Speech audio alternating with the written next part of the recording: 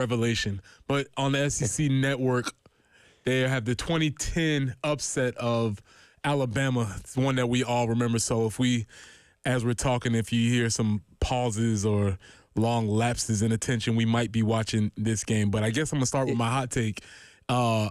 Maybe not as much of an upset as we think. Yeah, you bring up a good point that when you kind of look at the guys that were on that team, and Alshon Jeffrey just made a reception right there, you're like, yeah, it's actually a lot of talent on that team. It's not, and like they were 19 at that point in time. It wasn't like they were a unranked team that hadn't won a game that year. But yeah, maybe it in hindsight, it's not as surprising as it was back then. At the time, it was tremendous. You realize that the quarterback on the other side is Greg McElroy. He wasn't gonna do too much to you. Yeah, I think we had the quarterback advantage, talent advantage. I think so. On that side too. Yeah, so. I'll take Garcia over McElroy. Yeah, I think very interesting in retrospect when you look at some of these things. But I was there. It was one of the greatest days in Williams-Rice history for sure. Bar none. But welcome into the early game. If you just tuning in, Tyler's back in for Bill. Yes. We've said that Bill was doing load management before. Yeah. We've said that Bill was training for the season before. I've expended all my creative juices on the rundown today, so I'm not sure what direction we're going to go today. Yeah, I don't know. No. I got it. Okay. Extended All-Star break. Okay. He's on his extended All-Star break. Load management, getting ready for the season. Even though LeBron did come back and play last night, Bill is still taking his. So are we insinuating that Bill is an all-star, or he's just somebody in the league taking advantage of a couple days off? Well, that's a good question. That's a very good question. But we got you in today. Thank you for tuning in. Hopefully you stay with us for the long time. But if you don't, let's get through this. Let's get to the hits really quickly. Yesterday, baseball wins 7-2 over Queens University. Yes. Queens University. I kept wanting to say Queens College. They're Queens University out of Charlotte. They are not out of Queens, New York. Yes. Contrary to popular belief. Not the King of Queens, which, let's just say this, my favorite sitcom. Great show. Phenomenal show. I love it. It's one of my comfort show. I just turn it on. Do you have a crush on Leah Remini? Of course. Well, and this is from Saved by the Bell days, so this is way back. So yes, this is one of my favorite shows. But anyway, Queens University baseball gets the win, improves the record of 5-0. Yep. So 56-0 is still an option. It's still an option. All Diamond Sports still currently undefeated in the calendar year of 2025. Correct. So we're feeling good, feeling hot. So we're rolling well on the Diamond. And last night's game, easily going to be considered the most miserable game of the year, right? Oh, my God. For one, I can't believe they actually played the game. I mean, keeping up with the weather all day. And so I woke up from my nap strategically at 3:55 to make sure I got up and got the TV on for the game to start. And I rolled over and I looked at the weather on my phone. I was like, there's no way they're playing this game. And turned on. Lo and behold, they are. We talked about it yesterday. The most miserable conditions to play baseball in. We all either played a game or practiced in those kind of conditions, at high school or Little League. I believe you said yesterday your home high school field was off the end of a river. Yes, we had a river right next to our field, and I was an outfielder, so we just got that breeze coming in all the time. Terrible. When I tried out in 9th grade for the baseball team, it was like February the 10th. And, of course, the sun goes down at like 5 o'clock. We're out there till like 7. Wind's blowing. I think it was raining that day. That might have been the coldest I've been in my entire life. And when you're out there, obviously you're trying to perform at your highest level because you're trying to impress the coaches so they put you on the team. I did good enough, but that was miserable. Yeah. Well, at first pitch yesterday, the temperature was 36 degrees. Oh. But not only was it 36 degrees, it was 36 degrees and raining. And some wind. And wind. Yeah, so, like the real feel, as we talk about in weather, is like 30. Yeah. And then if you just put the miserable index on top of that, it probably felt like 15 out there. Our guy Ethan Petrie with the whole the head sock on, that is a man that does not like to be cold. Yeah, it was rough. I mean, it's Florida dude, right? So it's exactly. He's like, when it gets below 60 degrees, he's putting on a parka probably. But I would contend It's exactly what old Paw wanted. Oh man, and I love. I'm sure they have heaters and stuff in the dugout, things to keep it warm. But he stays right there on that front step. He's not over there. He's getting pelted with rain, like not even paying attention to it. He was looking out there. Elements. He's looking out there. Obviously, they probably would have had an opportunity. We'll get into this a little bit more, but obviously they would have had an opportunity to call the game. But I do think it was strategically done to play that game. Toughens you up. To toughen the team up. I really do, and he'll talk about that a little bit more as we move it. Big win last night on the basketball court. Number 1 Alabama is defeated by Mizzou. Yep. What does that matter to us? Nothing except that Missouri was 0-18 last year in the SEC. There's your ray of hope. We're gonna hold on to this little beam of sunshine. How many times in this offseason when we discuss basketball is but look what Missouri did going to be coming up? We're gonna keep that one. We're gonna hold it tight. We'll come back to that and we'll talk a little bit more about that. Women's basketball plays Arkansas tonight. Yep. God help Arkansas. Poor Arkansas. South Carolina in these last 2 losses, the statistic I read, plus 39 after a loss. Yep. It's a bad look for Arkansas. Yeah, I mean, we saw what they did to Florida a week ago. I mean, they never gave them a chance. They might drop 150 on Arkansas tonight. It's a tough spot. Usually you want to catch a team coming. They're reeling. They just got blown out. Right. I'm sure the Arkansas staff is like, no, I can't believe this is happening. You would have rather had South Carolina be the one winning by 29 on Sunday. Hey, they're feeling good. Yes. They're on top of the world. Let's catch them slipping. Yes, we'll come back. We will come back and discuss that. But yeah, Godspeed to Arkansas. That's going to be a tough call for them tonight. And I believe as I was looking through this, they have a history of being blown out by this team also. So this is probably won't look good for them. Football's handing out titles.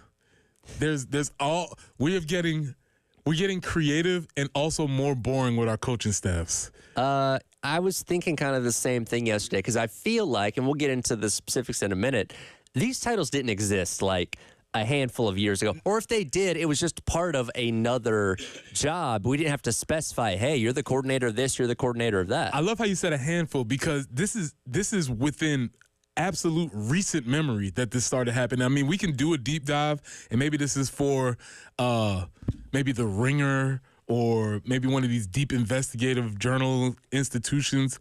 But I would love to know when some of these things have started. But if you're outside of the loop, Torian Gray and Sterling Lucas were awarded, granted, given, named. I don't know another word. I don't know what we say, but they were given new defensive titles. Torian Gray, his official title, and I have to read this to make sure that I'm going. His official title is going to be obviously defensive back coach, but he's also been upgraded because his salary would reflect that. Yep. He's been upgraded to defensive pass game coordinator.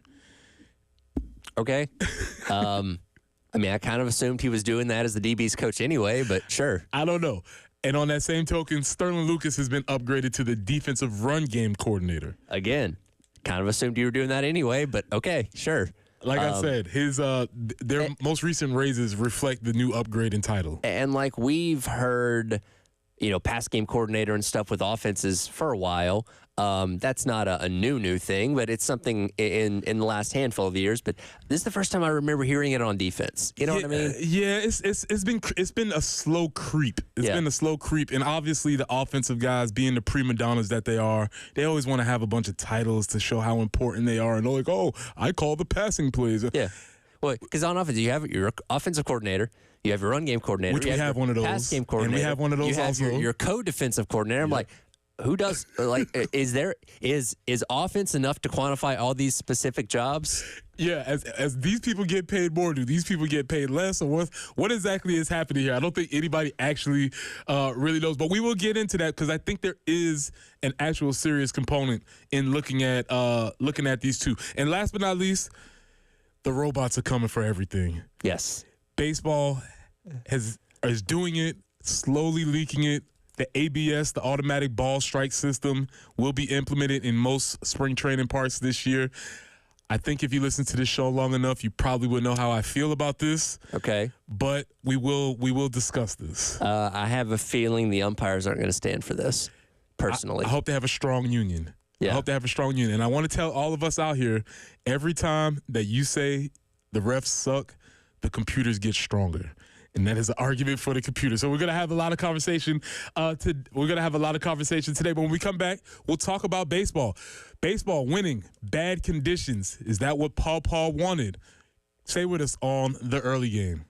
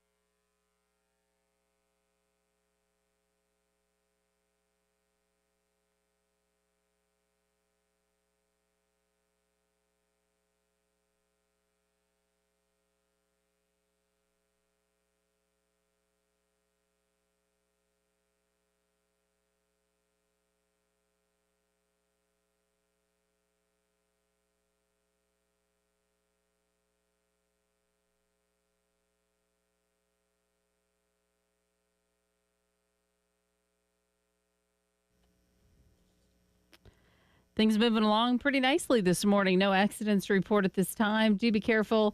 Might be a little bit of wet conditions out there that because of the colder conditions might be a little slick. So just kind of keep an eye out for maybe some potential slick spots.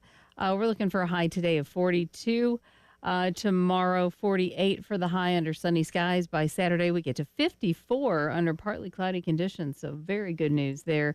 And the temperatures just keep going up after that. We will be actually in the low 70s by the middle part of next week. But right now, got to get through the cooler temperatures. It is cloudy and 33 on the early game.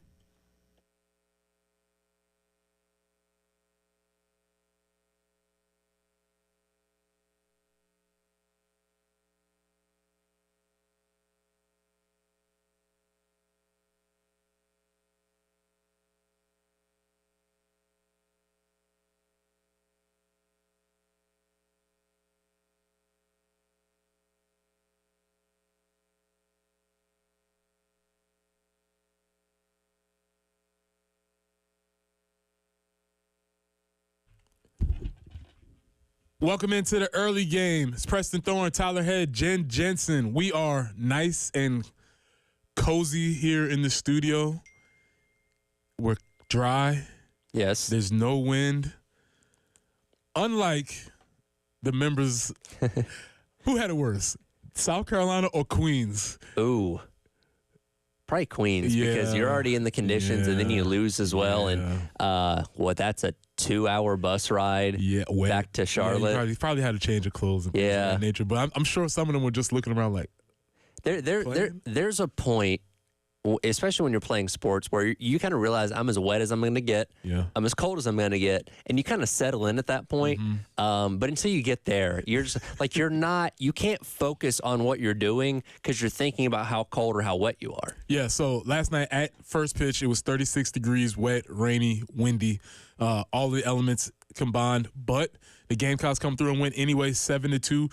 In another game, I would say, grinded out type, even though the score is maybe bigger than what it would seem like. Now, what's interesting about this game, I don't know how you took in this game. How did you take in this game? Just watched it at home. Just watched it. So it was on streaming. I watched this game in a very novel way. Okay. Aside from listening to the game as I was running a couple errands, I listened to it. I also took the game in on the website where it has the little baseball simulator. Okay. And so if somebody hits a single, a little blue dot appears on first base. So you're like the stat tracker, basically. Yes, I watched it on the stat tracker for a while yesterday. Interesting. All right. It was a very interesting choice of how to watch the game. But they come out ahead, win the game, continue 5-0. Everything is moving forward.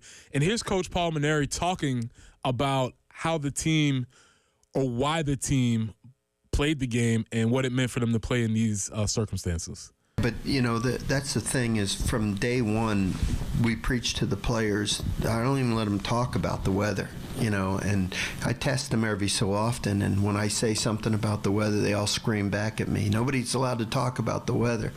A beautiful day is when you're able to play. If you get out on the field, it's a good day. Whether it's cold, hot, windy, wet, dry, it doesn't matter. And so you prepare them for days like this. But today was a test. I mean, I don't care how much you put it out of your mind. It was cold. It was wet. It was windy. Those were as difficult a conditions as you can play. But I also told them that, look, you someday want to play professional baseball. They start the season April 1st in northern cities. And in the minor leagues, it's going to be cold. Much less in the big leagues. I mean, if you're playing in Wrigley Field or Fenway Park or Milwaukee or wherever, you're going to play in some cold conditions, and they don't put an asterisk next to the statistics or the wins and losses where the games are played in less than ideal conditions. So you have to handle it all. And I told him after the game, I'm certainly convinced that no matter what is thrown our way this year with regard to conditions, we'll be ready to handle it. Because I thought they handled it tremendously tonight. I really think we played a solid game, hit the ball hard, and really played a good game all around.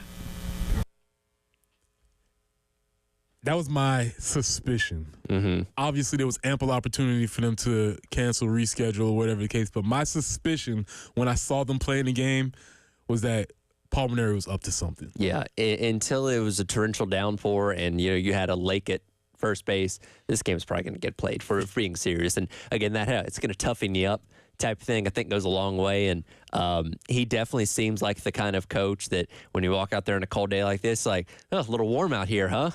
You guys ready? It's a fine day. I used to have a coach, shout out to Coach McCurry, whatever, every day. It's a fine Beautiful day. Best day. It'd be like, man, it's 150 degrees out here. It's not a fine day. It's a fine day. Weather, whatever.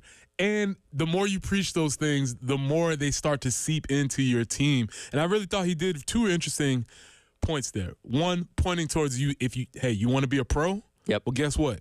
You're going to have to play in these conditions at the beginning of the season, and if you're lucky enough, at the end of the season. The Rockies get snowed out at least a couple times in the first month of the season. So if you want to be a pro, hey, this is your chance to start being a pro right now. I don't want to hear any of that complaining. Also, the thing that I think is really interesting, and I feel like maybe other coaches or other programs might have taken this opportunity to say, conditions aren't the best. We don't want to risk losing in a midweek game and blaming it on the conditions. And I just think his approach and the team's approach that is trickling down from him is going to pay off in the future as the season goes along. It just has to, because you're building a team with more with a tougher mental capacity to handle all the situations that are coming. And, of course, when you're at the beginning of a new era like we're in with this, kind of instilling these things early in the season, like you said, can resonate later as the year goes along and kind of, set that mentality and set that culture around this team that hopefully, you can kind of use this as a teaching tool. Like, hey, remember we were playing in 30 degrees and we were, in a one-run game and you guys busted out all those runs in the bottom of the 8th inning. We won 7-2. Like, those are the kind of things you can turn back to later on in the season. And it all seems to be building towards the future. Jen, I didn't call for this in a break, but I want to get to this one. It's clip number 9, and this is where Coach Maneri is talking about overcoming adversity. Every time you hear him talk, he's future building. Yes. Future building a team for the future. And it's really, for me, it's refreshing to hear. Well, I think you're right.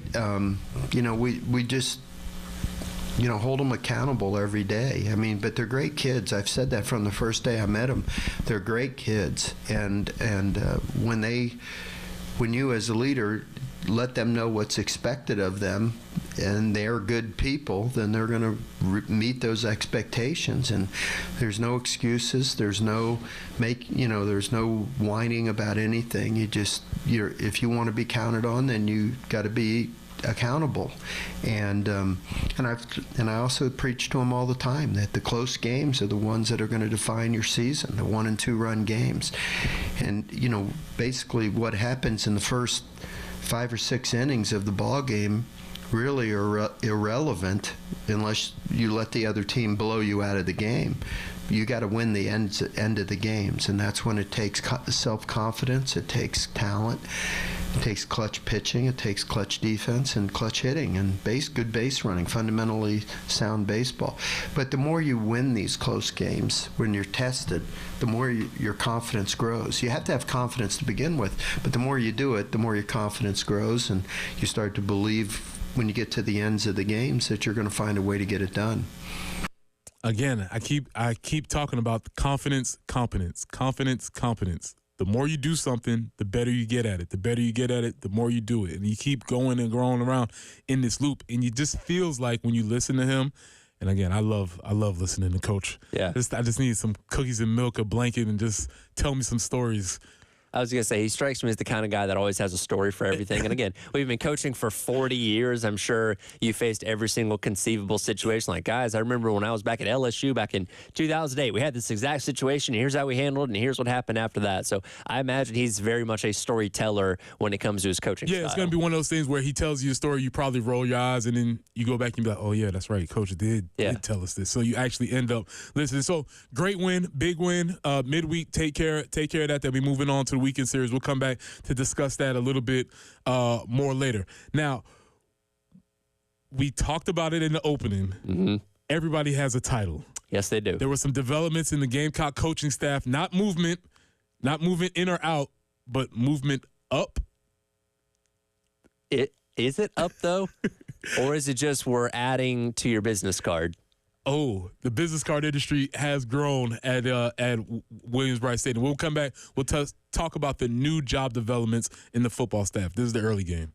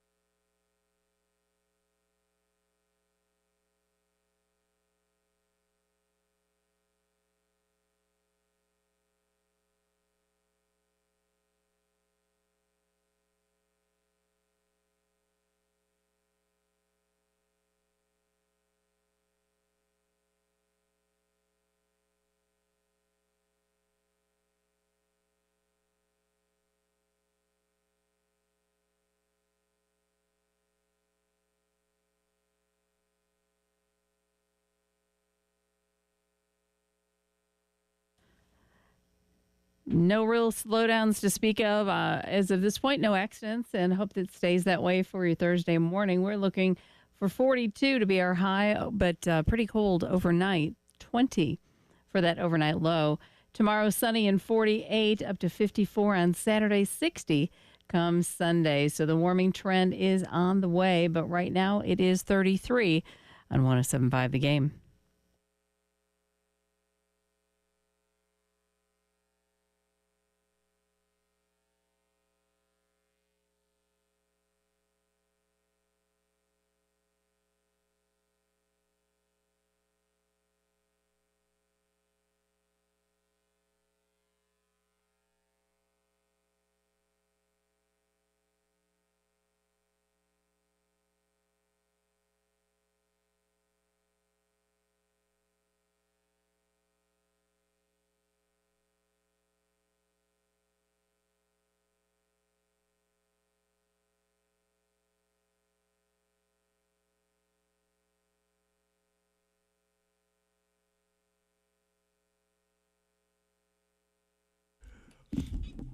Welcome back into the early game. As we said, we may be sidetracked as we're watching the 2010 upset, quote unquote upset when we beat Alabama. We just Tyler, if you were an offensive coordinator for that team and you decided, hey, we need to run a play here. If you were the passing game coordinator, if I was the passing game coordinator, coordinator, the passing game coordinator on this team, who would you throw the ball to? It's going to one every time. Yeah, you probably would throw it to Alshon Jeffrey. That might be your decision. And how about this? If you were the run game coordinator, who would you give the ball to? 21's going to give me at least 3 to 4 yards every carry. Give him a raise. Give that man a raise. He deserves every single penny for what he has done. I imagine if run game coordinator existed back then, your OC's here. Hey, give it to Marshawn, right? I got a feeling he's going to be able to get us some yards. Yeah, if the run game coordinator comes in with an idea, anything other than give it to Marcus, yeah, immediately overruled. Like, what are you talking about? No. Get out of here. What are you talking about? And so, yes, we are talking about a new development in college football where staffs obviously growing, but also within staffs, we have these new positions that are being created. And yesterday it was revealed. I don't think it happened yesterday. I think it happened back in December. Yes, it technically happened back in December around the time they got all their raises and all that kind of stuff. But it's now come to light that these are the new official titles. The new official titles. So there have been 2 new official titles on the defensive side of the ball. Torian Gray, the defensive back coach, had an addendum to his title, and he is now the defensive passing game coordinator. Yes. Okay? Sterling Lucas, who was the edge coach, which is in and itself is a new development because back in my day. What happened to defensive ends? Back in my day, it was a defensive end, but that's neither here nor there. The edge coach, he is now upgraded to defensive run game coordinator. Yes. Okay. We, as folks on the outside, are not quite sure what it means. I always kind of assumed it's just about the personnel in place. Like, hey, here's what you're trying to do. Here's your best set of guys to do that with.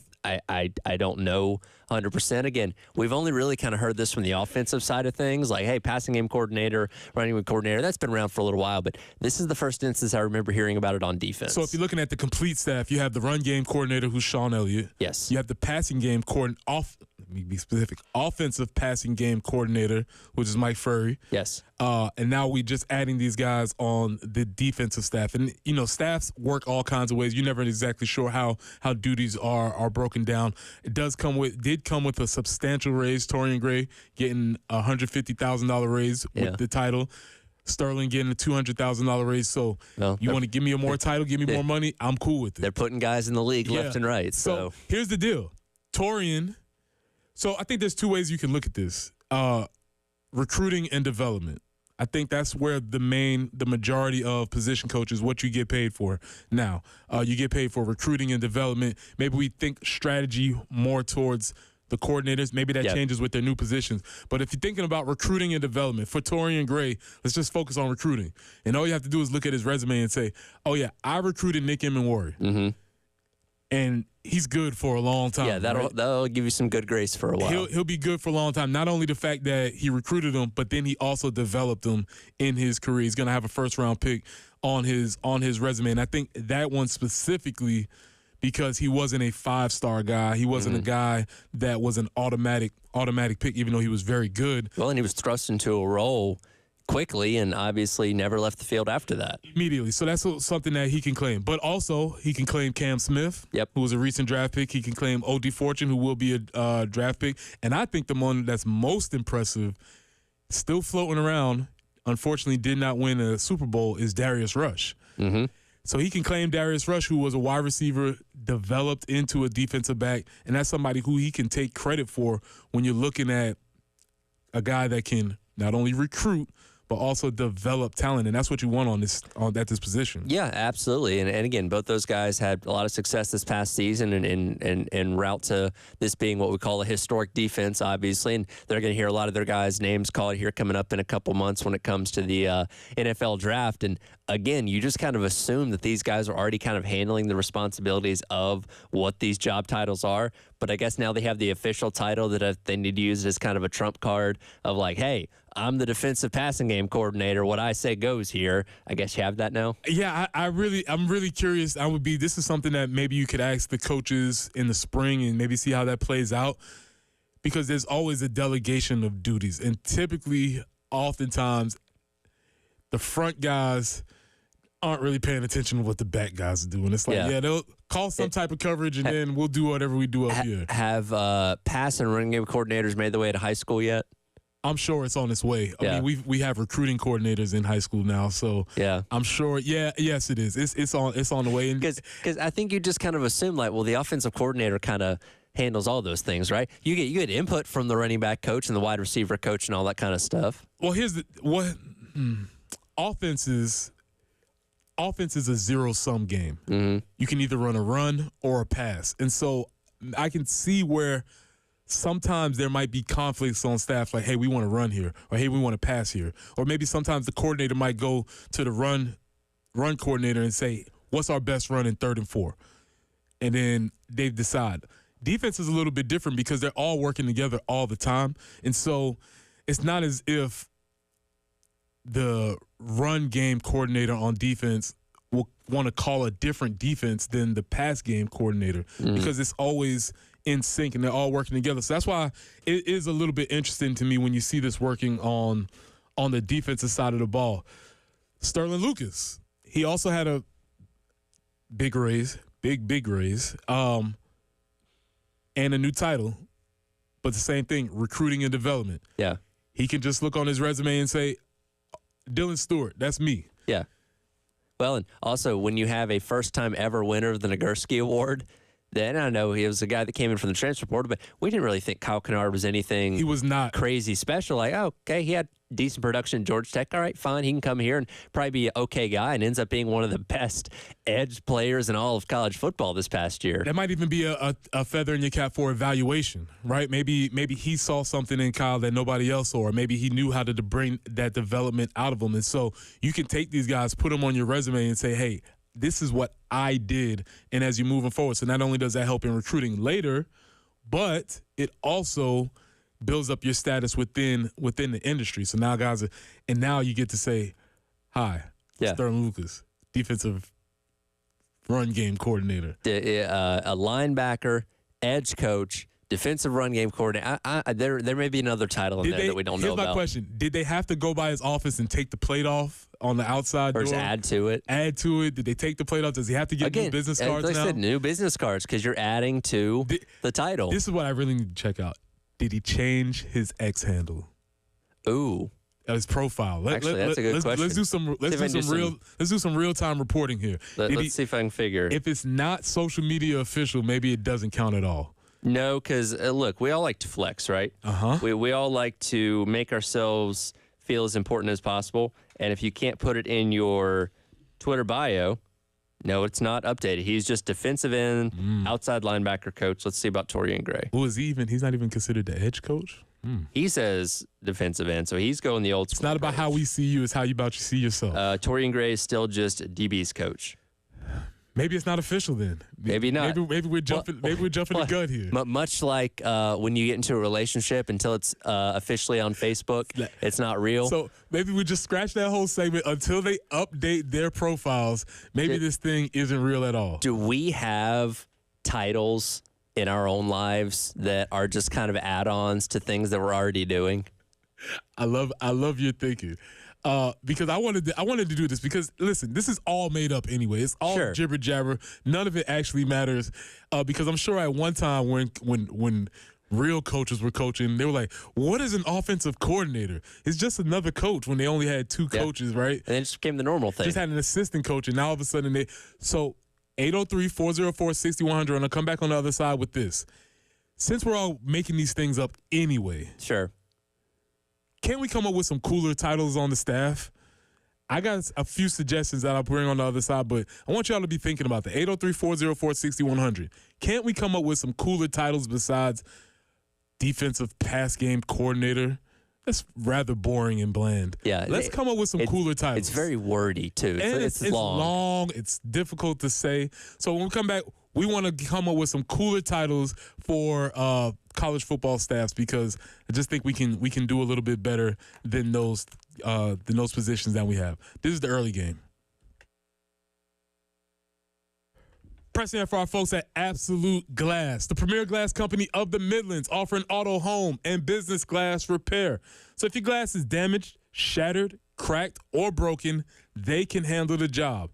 Cracked windshield, no problem. They'll come out to your location and replace it for you, usually for free, and they work directly with your insurance to take away the headache. That's right. They will take away the headache. You don't have to worry about it. As long as you call the folks from Absolute Glass, they'll take care of it for you. Now, if you're at home and you're looking to increase the value of your home, you could do that with new windows or mirrors, and Absolute Glass will come out and take care of all of that for you. Windows, mirrors, shower enclosures. Say it all the time. If you can see through it, Ray and Marianne at Absolute Glass can do it. So check them out online at AbsoluteGlassInc.com. That's online at AbsoluteGlassInc.com.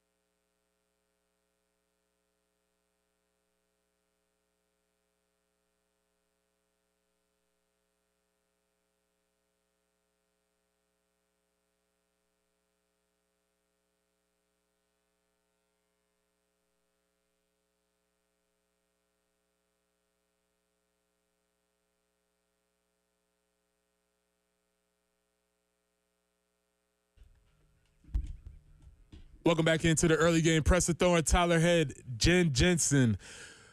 They're giving out titles. They are. And I think we can do a lot better, man. Listen, we can do better. Sterling Lucas has been upgraded. I say that with a question mark. Upgraded to defensive run game coordinator. Torian Gray has been upgraded to defensive pass game coordinator. And I'm just saying, if we're just making things up, can't we come up with something a little bit cooler than that? John suggests lieutenant coordinator. Okay. All right. We're building. We're getting better. I have a few suggestions. Okay. As we get through, I have a few suggestions. Maybe Sterling can start calling himself the Sultan of Sacks.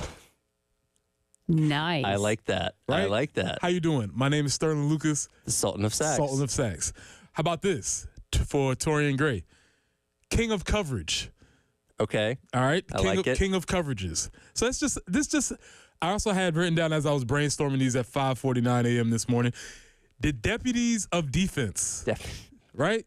Sure. We can come up with some things. What we got to stretch this. It's all made up anyway. So let's at least make it cool. 803-404-6100. What we got coming in? So we have some insight from Jeff. He says, good morning. I'm a 5A high school football coach here in South Carolina. I'm the D-line coach with a run defense coordinator subtitle. It's more of a preparation job. I'm responsible for opponents' run game film. I make decisions relating to lining up against defense, different formations, and decide what happens with the front six. Our D coordinator still makes the calls on Friday. So it's more of, I guess, a Monday through Friday type of assignment of getting ready. And then again, in the game, the defensive coordinator is still making the calls. But that sounds like run game coordinator for the defensive side to me, I guess. Yes, those were always typically the duties of again, the we're not inventing anything new. We're just giving a title to something. It sounds like a thing. And again, as I said, on the defensive side of the ball, it's always a little bit more coordinated. So even if you're the defensive run coordinator, you can't make decisions without everybody else being involved. Does it feel more justified to give someone a raise when you add a title? I think that's what it is. Because, again, the production on the field and obviously these guys going to the next level and stuff, that's already there. But, hey, let's give them another title, too. Why not? That seems like more justifiable, right? Also, when you're giving a raise to, the board of trustees who may or may not know what's going on, and you're just like, yeah, we're making them the defensive run game coordinator. And they're like, yeah, sure, great. That's $200,000. Wonderful. Check. Yeah, but now we have the special teams czar. That's a good title because now they're calling him the special teams coordinator, but why not be a czar? Sure. Why not? Ooh. Saxecutioner. Nameless texter. Yeah. Why not? All I'm saying is if all of this stuff is made up anyway, let's at least put a little flair on it. I also said the ruler of the run game. Ruler of the run game, all right. Hey, I'm Sterling Lucas, ruler of the run game. Exactly.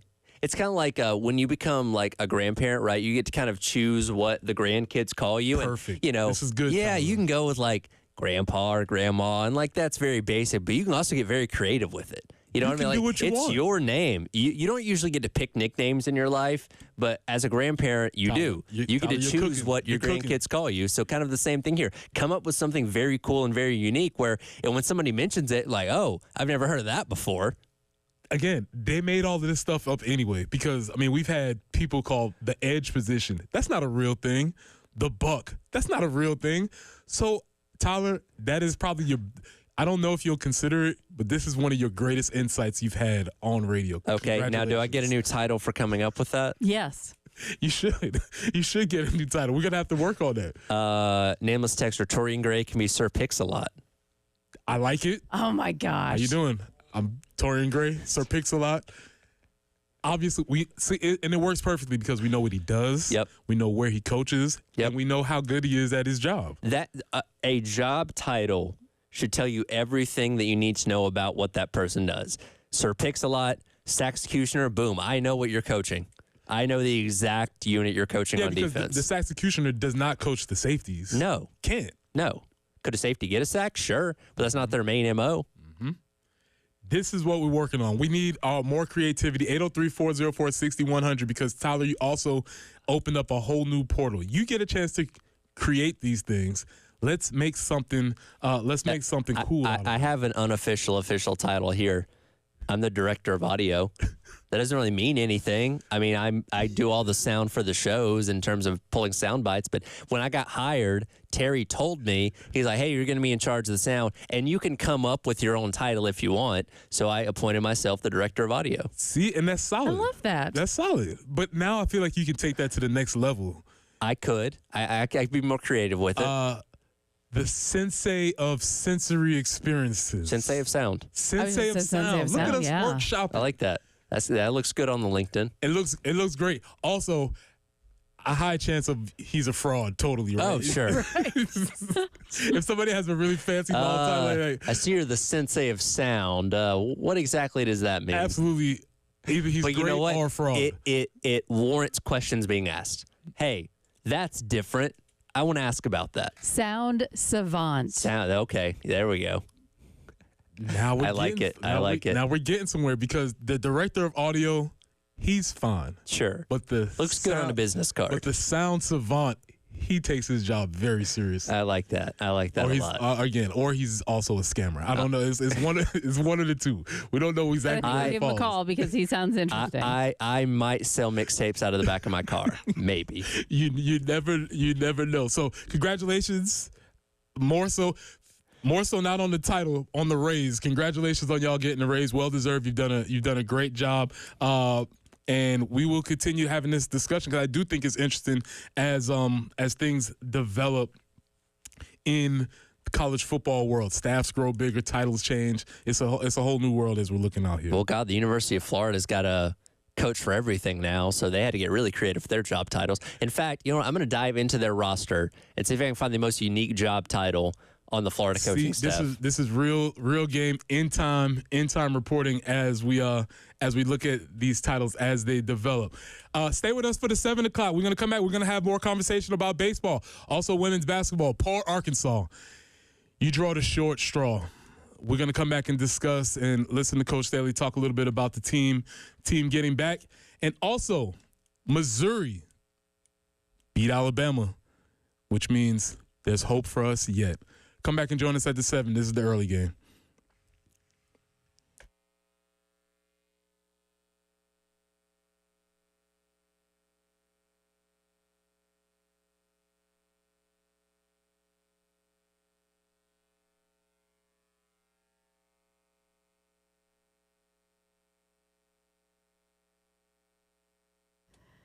And they do say that perfection is a journey, and our journey that led us to Carolina Stone Craftsman just outside Columbia in Chapin. We did some renovations in a couple of bathrooms and replaced the cabinetry. Well, of course, need some countertops to put on top.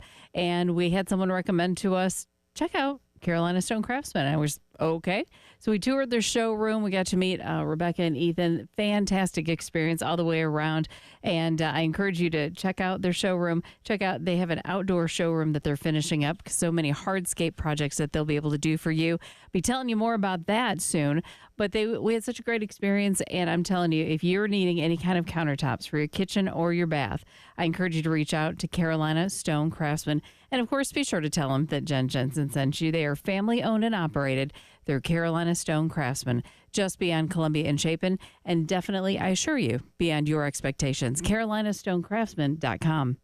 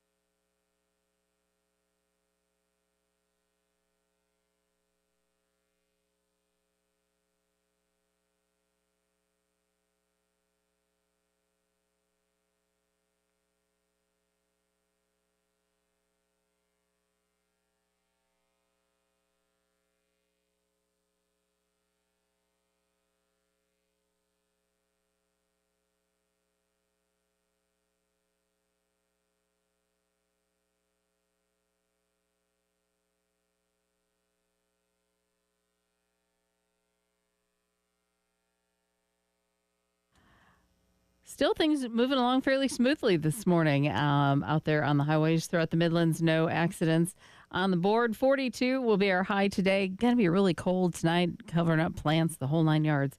20 for that overnight low. Sunny and 48 tomorrow, overnight low of 25. Then the warming trend starts, 54 on Saturday, 60 on Sunday. It's 33 right now, a little bit overcast on the early game.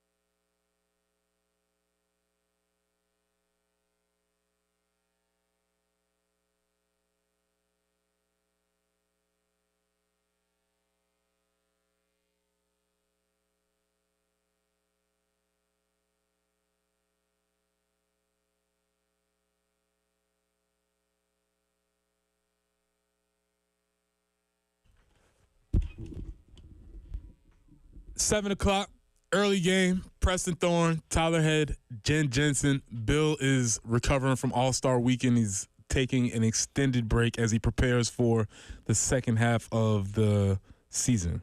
Yeah, well, it's not even close to the second half of the season. We're in February, and I think this is his fourth day off, I think, if we're counting correctly. Load management. You got to take care of precious jewels and how you have them. You know, some are trucks, some are Ferraris. Bill's a Ferrari, and you gotta Is Bill a Ferrari, though, Jen? No, I was kind of thinking a Pinto, but I think it's better. Gotta take care of it. Last night, if you're just tuning in, if you were not aware, Gamecock baseball wins 7-2 over Queens University in what could only be described as horrific conditions. Awful conditions. There was a total of 5 fans Shout out in to attendance for that game last night. Anybody who was there, you deserve a ticket for another game or something. Yeah, I don't know if you were given tickets to that game and you said, you know what, I'm good. I don't blame you. Yeah, that would have been rough. For one, you may not even thought the game was going to get played. Quite frankly, sure. I didn't think it was going to get played as I was looking around. But as we've listened to Coach Maneri, I do think it was all part of his plan. If they could get that game in, they were going to play that game. yeah, because he said himself, you know, it's an honor and a privilege to be able to play. So even if you have to play in the cold and rain, you know, it's a privilege to play. He's definitely the coach that when you're in high school and, you know, as days going along, you're looking outside like, it's raining day. We're probably going to have practice canceled. And 3:30 comes. No, guys, still practicing. Coach, it's pouring out there. Don't care. Still practicing. Yeah, that was always an anticipatory moment. You like waiting for the announcement. Are we gonna be in the gym? It's like, nope. Outside, it's like, ugh. Great. And then inevitably, that practice starts off terrible because nobody wants to be there. And because the practice starts off terrible, then you got to run. Yeah, then you're doing poles. Then everybody's mad. It's ridiculous. You're doing push-ups in the mud. Yeah. And it's worse. Yeah, never have a good day on that. Why can't we just be in the cages today, man? Yeah, it probably would have worked better for everybody. But they come out with the victory. And Jen, can we play clip number 8 with Coach Maneri talking about his idea of why it was important to play in the elements? But, you know, that's the thing is from day one, we preach to the players. I don't even let them talk about the weather, you know, and I test them every so often. And when I say something about the weather, they all scream back at me. Nobody's allowed to talk about the weather. A beautiful day is when you're able to play. If you get out on the field, it's a good day. Whether it's cold, hot, windy, wet, dry, it doesn't matter. And so you prepare them for days like this. But today was a test. I mean, I don't care how much you put it out of your mind. It was cold. It was wet. It was windy. Those were as difficult a conditions as you can play. But I also told them that, look, you someday want to play professional baseball. They start the season April 1st in northern cities. And in the minor leagues, it's going to be cold. much less in the big leagues. I mean, if you're playing in Wrigley Field or Fenway Park or Milwaukee or wherever, you're going to play in some cold conditions, and they don't put an asterisk next to the statistics or the wins and losses where the games are played in less than ideal conditions. So you have to handle it all. And I told him after the game, I'm certainly convinced that no matter what is thrown our way this year with regard to conditions, we'll be ready to handle it, because I thought they handled it tremendously tonight. I really think we played a solid game, hit the ball hard, and really played a good game all around.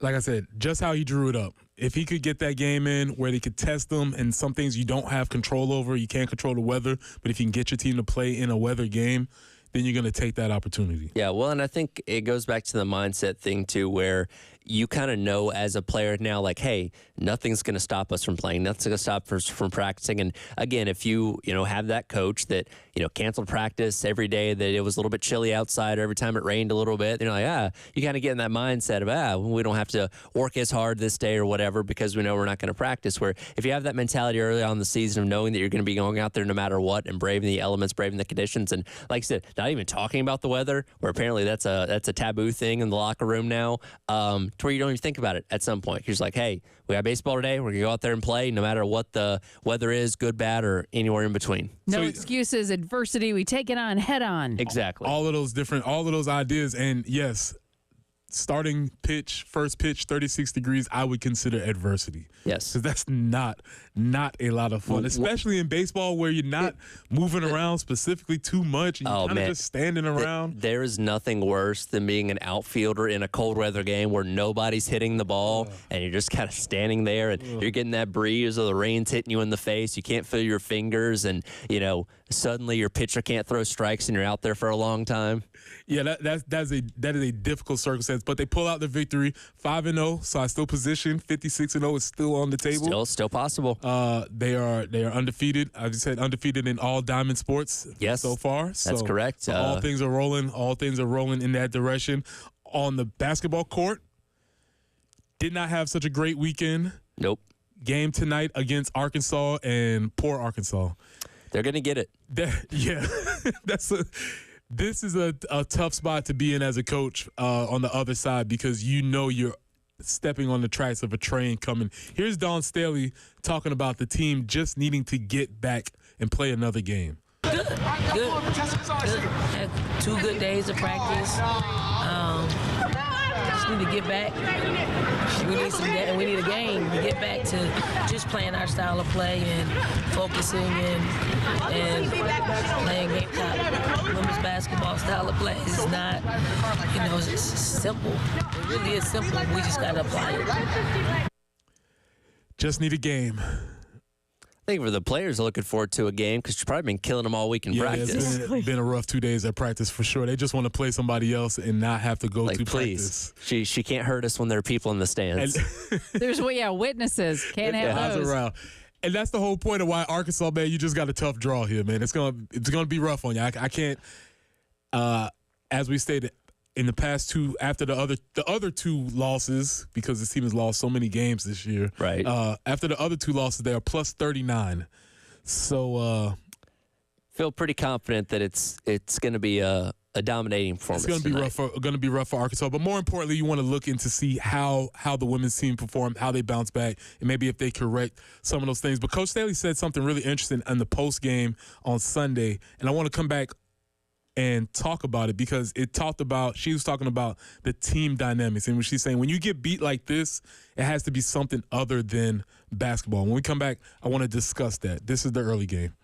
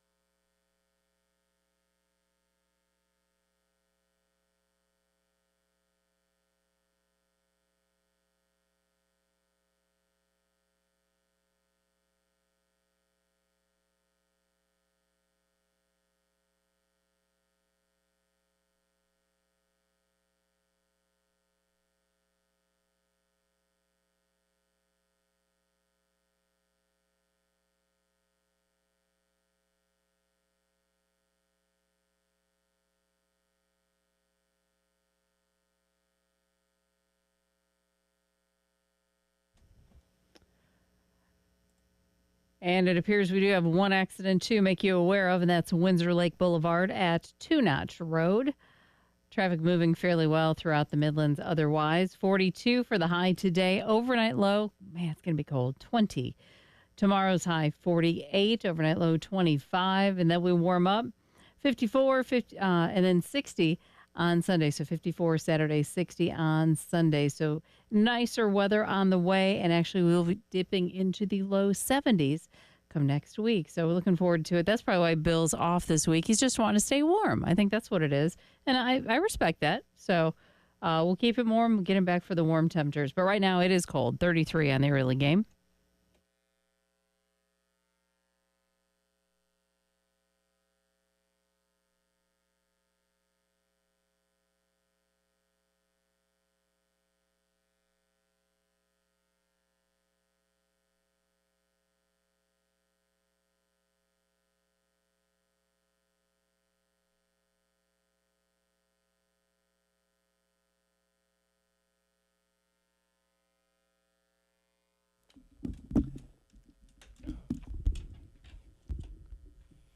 All right, so Arkansas, you get the short straw. You get the opportunity to play the women coming off of, I heard a couple words to describe it. Humbling or humiliating are the two ones that were interesting. You know, I think Pow summed up perfectly. We got punked. Yeah. Off of them getting punked on Sunday versus UConn. Final score, if you don't remember, you need to be reminded, 87-58. And what was more so interesting is that, obviously, I don't think anybody believes that UConn is that much better of a team than South Carolina, right? I have a buddy that's actually a UConn women's basketball fan, and he was actually at the Daytona 500 on Sunday, so he was not there to watch this game.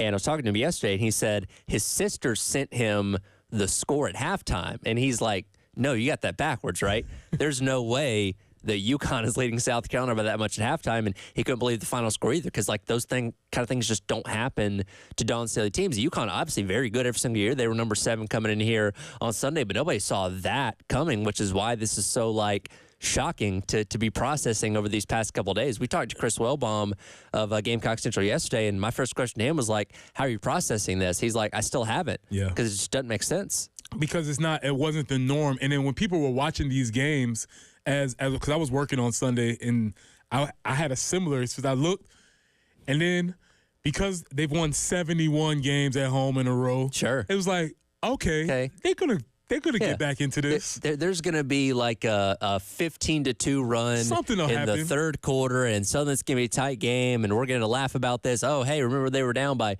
20 at halftime? No, it didn't happen. Yeah, but as you were watching the game, and a lot of people that did get a chance, I watched the second half of the game when it was kind of out of control by that point. But early in the game, a lot of people noted that it just something didn't feel right from the way they looked on the court. And Coach Staley made a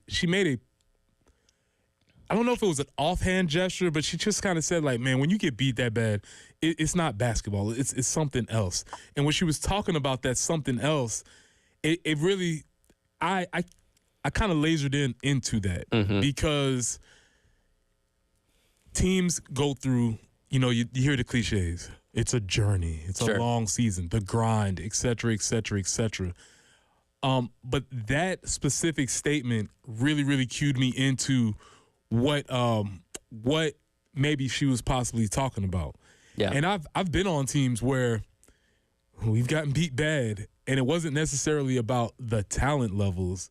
It was that there was internal things that were happening within the team, and something was happening. So she had to specifically address this. And then yesterday, when she was having a conversation, she sort of expounded on this. Jen, can we get Coach Staley expounded on the idea? It's clip number 3, her talking about maybe the non-basketball issues that affected the team. I did. Terrible driver. I think some things may not be about basketball. Some things are just, will reveal, and I don't know what they are. I don't know what what it is. I'm just throwing it out there. The team that took the floor against UConn really wasn't our team. So as a coach, you have a tendency to think, hey, it ain't just about basketball. What is it about? And, you know, we had a come to Jesus meeting, if you will. We apologize for our performances, and we move on. We're not going to stay stuck in those spaces. I'm not going to look for things. I'm just going to, call it what it is. Players have to step up. Coaches have to step up. And if we want to accomplish the goals that we have out there, it's going to take a collective effort.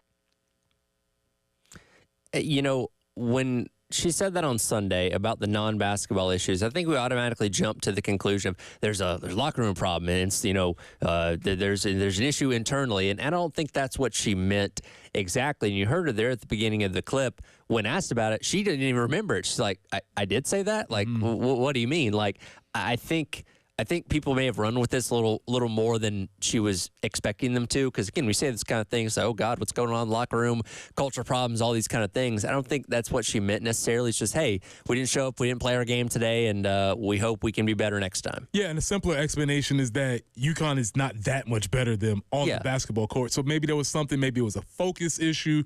Maybe it was fatigue. Maybe you had a bad couple days of practice. Maybe there was bad practices. Who knows what exactly was happening? Because let's go back to the week before. You lose on the road to Texas, a tight game, and that wasn't like overly shocking. Like, yes, when this team loses, that is surprising, but you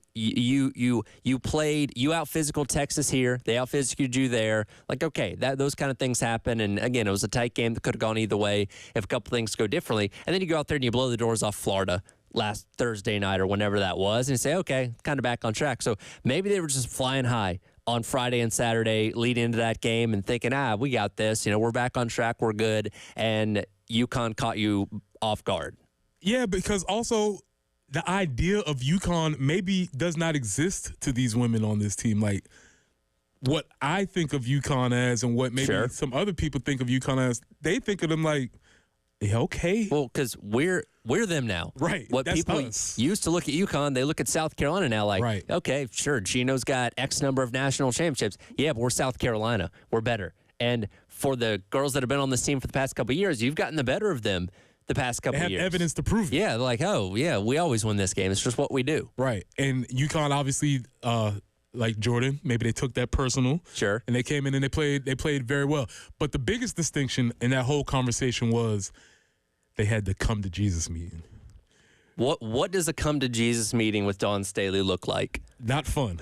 Probably not. You might would have preferred to have seen Jesus. Now, is that in the locker room immediately after the game? Is that at practice on Monday? Yeah. What does that look like? The way she described it, it seemed like it was at practice. Now, I don't know whether it starts practice, because that's the thing. After you disappoint a coach that you really respect and you have a high regard for, you just walk into that practice so timid. Everybody's quiet. You don't know exactly how to react. Do you think post-game on Sunday, she just walks in the locker room and says, I can't wait to see y'all at practice tomorrow? Yeah, it's probably one of those. There's probably not a lot of screaming. And to where, like, you're not sleeping good on Sunday night because you're like, oh, God, what's going to happen to us tomorrow? The group text is going crazy like, girl, we're gonna die today. Listen, I got a friend that played for her years ago. Here's what happened after they lost this specific game. She made them climb to the top of the CLA and run laps up there or something crazy like that. Definitely having all those conversations. But the most important thing is that in the come to Jesus meeting, and this is one of my tent pole takes. What you didn't hear from her say is that they had a players only meeting. Yes. That proves disastrous. Sure, because that means, there's a disconnect. That's when there's teams issues. Yes. When you hear players only meeting, not good. Come to Jesus meeting, good. Yeah, I think the come to Jesus meeting was Dawn Staley preaching and everybody listening. Yes. She has the conversation. Maybe you even get a chance to admit your sins. Sure. Testify, repent. Yeah. And everybody moves forward. But that is one of the key staples of a team moving forward. You got to have that reckoning. Let everybody know, hey, man, this is what we need to do. And so that was a very important moment, a very key distinction between the come to Jesus meeting versus the players only mean. Yeah, and again, do we doubt that they're not going to come out here and obliterate Arkansas tonight? Yeah, that's kind of how these things go. And again, you still got a ranked game against Kentucky to wrap up the regular season. You've got, likely going to see the likes of Texas or LSU or somebody along those lines in the SEC tournament in Greenville coming up here in a couple weeks. And again, you're going to have the opportunity to play some of these high-level teams once again when you get to the NCAA tournament. And again, have you learned from what went wrong in these games the 3 times this year to be better when you see those teams again? We'll see. Well, speaking of building up from what was wrong, Jen, can we get clip number 5 here? Because this is the actual basketball. So when you talk about some of the things that were not basketball, these are the actual basketball issues that plagued them against UConn. I'm going to say this. It was our transition, D, that killed us. And that was from taking bad shots and created imbalance on the defensive side, right? When we were locked in to the game plan, we were, from an offensive standpoint and a defensive standpoint, we were pretty good. I know it's hard to see because of what the score and, how well they shot the ball. But, I mean, you have, Sarah was decent, Paige was decent. It was pretty much everybody else that really killed us. And it was, a lot of it was in transition. We can handle the threes in half court that they made. It's all transition. The easy buckets, it was the rebound. And that's what gutted us, transition and rebound. The gutted, transition defense and rebound, the gutted us. So those are the actual tactical things that you have to improve. Yeah, and again, if you watch that game on Sunday, it just looked very atypical from what we expect. And again, Carolina is usually the best rebounding team on the court, game in and game out. And to see a team not only beat them in rebounding, but do it, 49-28, I think was the final total between the two teams. Like, to get beat by that much off the boards was very surprising. And again, one of those things that maybe they just weren't on their game that day. Maybe they were underestimated. Because again, this is a UConn team that's not been as good as UConn teams in years past. And when they played high-level opponents up to this point against prior to playing South Carolina, they had lost those games. So maybe there's an element of, hey, we're better than them. We're not going to have a problem here. And they came in here and shell-shocked you. So again, that come to Jesus meeting on Monday morning or wherever that was, hopefully kind of set everything back right again. And I'm sure that working on the transition, working on the rebounds was kind of the focal point in practice these past couple of days. Yeah, they'll get that. They'll get that right, and they will take care of those issues. And as a team who's obviously pointing towards having a deep late run in the tournament, you want to have some of these things exposed early.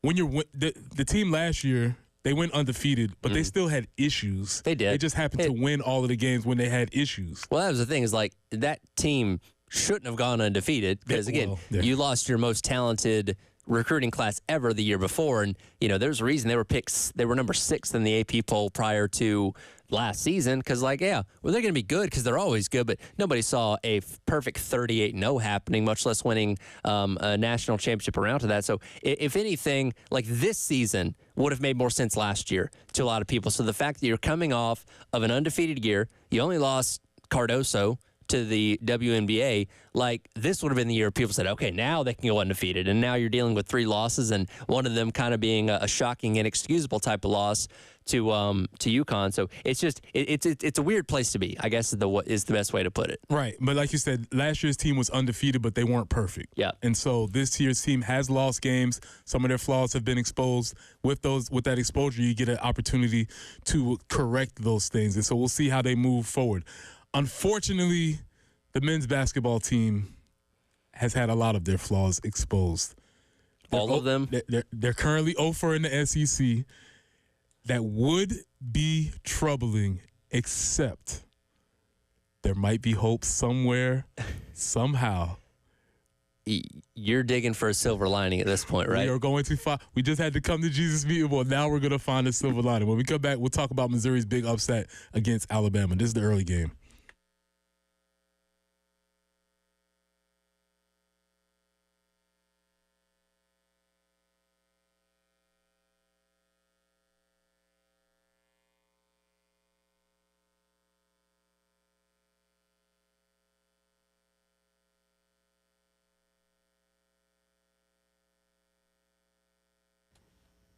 The annual Columbia Boat Show presented by Putnam's Harbor is back this weekend, starting tomorrow through Sunday. Something for everybody. You can chat with experts. There's like over 12 vendors who are going to be there. Huge selection of boats from several manufacturers. They'll have motors and personal watercraft, even apparel, artwork, and of course, lots of marine products and services as well. A lot of live entertainment from local musicians you'll be able to enjoy throughout the weekend. And even the captain from the Sportsman Channel's Hook the Future, he's going to be there too, hosting a couple fishing clinics for the kids on Saturday and Sunday, noon until 2. The Gamecock Bass Fishing Team, they're going to be there as well. So you can come out and meet them and learn more about their season. And lots of activities for kids, like I said. Friday 10 to 8, Saturday 10 to 7, Sunday 10 until 6. Visit thecolumbiaboatshow.com for more information and ticket info.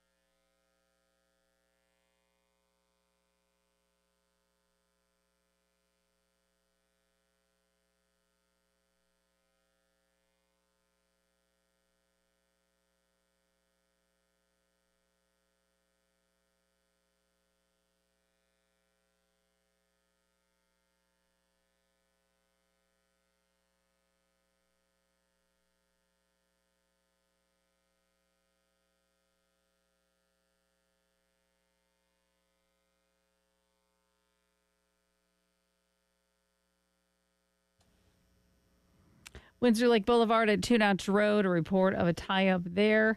Weather-wise, a little bit of maybe some mist or something that's out there right now. Did get a report of maybe a couple snowflakes over by Percival Road. But anything that we have should be dissipating pretty quickly. 42 will be our high today, overnight low of 20. Sunny and 48 tomorrow, overnight low of 25. And then we warm up 54 on Saturday, 60 on Sunday. So right now we are looking at 40, or we're looking at just 33 on 107.5 The Game.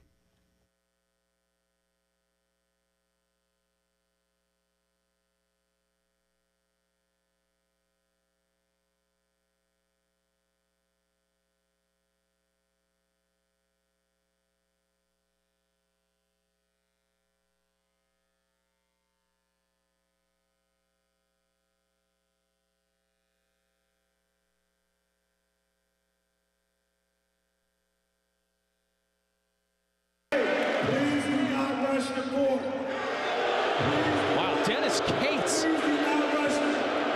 Dennis Gates is on the mic saying, don't rush the court. It costs a lot of money these days doing university. Yeah. What a ball game. Wow, not going to spoil. An incredible night for Missouri. They score 110. An incredible night for Missouri means there's hope for us. Technically, yes. Walk with me. Okay. Okay. Missouri, 20-6 this year. They're having a great season. Yep. They're playing very, very well. Big win last night against Alabama. Basically, kind of ran Alabama out the gym a little bit. Mm-hmm. Put up a lot of points. If you heard Dennis Gates saying, "Don't storm the court," which I would justify because Missouri's 15, and when you're 15, you don't storm the court when you beat number 4.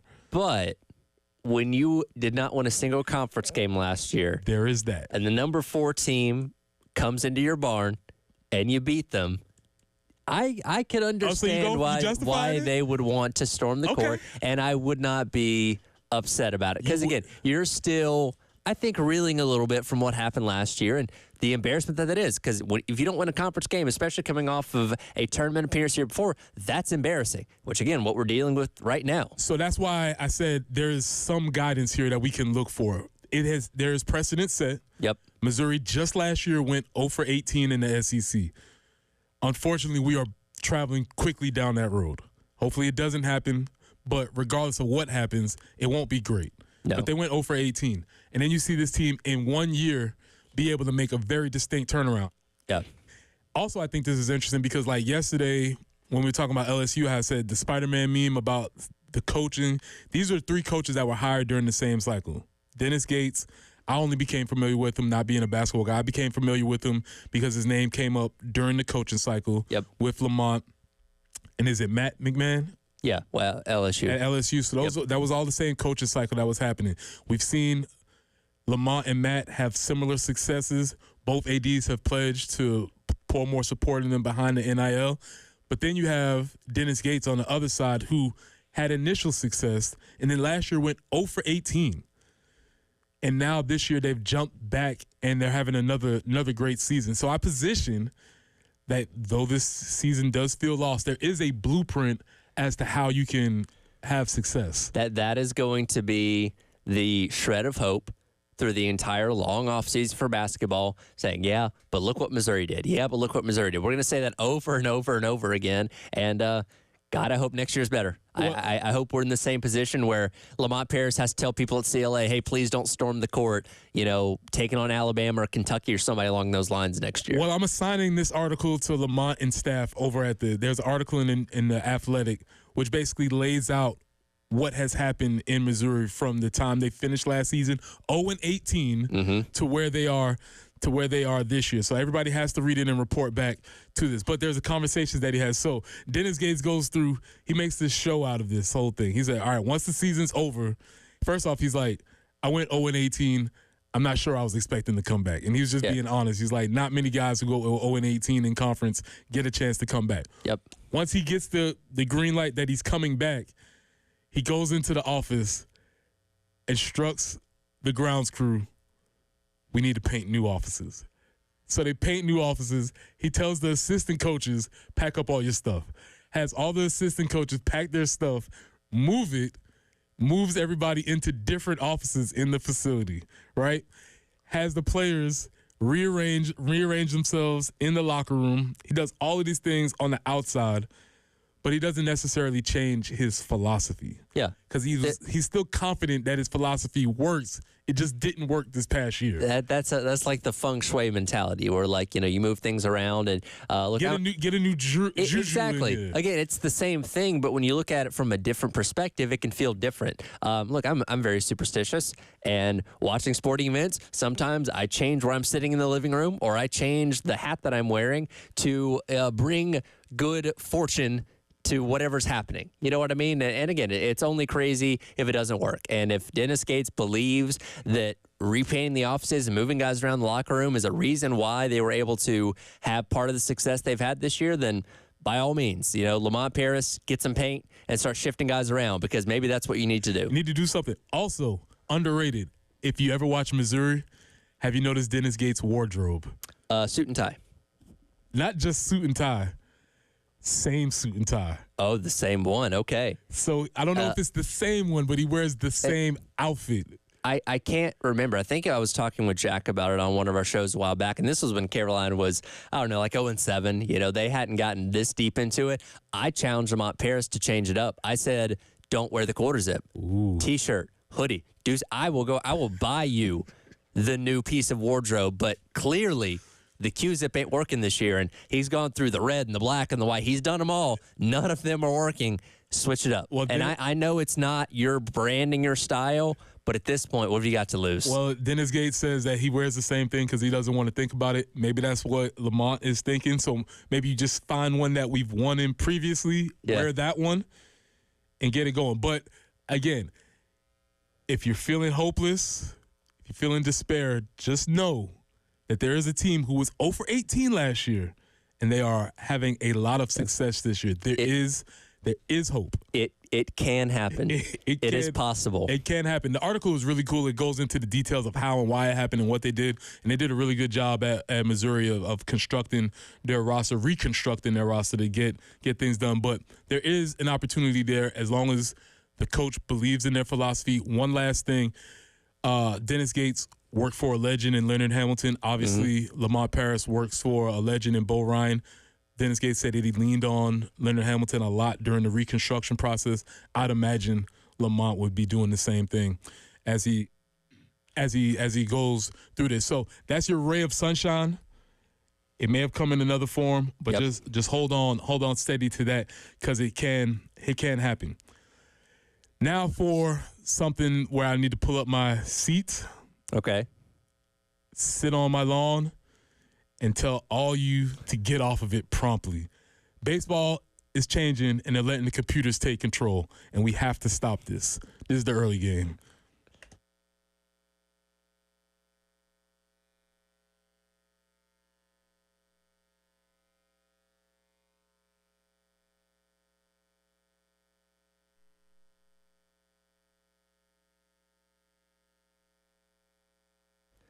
Hey, well, we got a second. I want to remind you about the Gamecock Traditions over-under contest.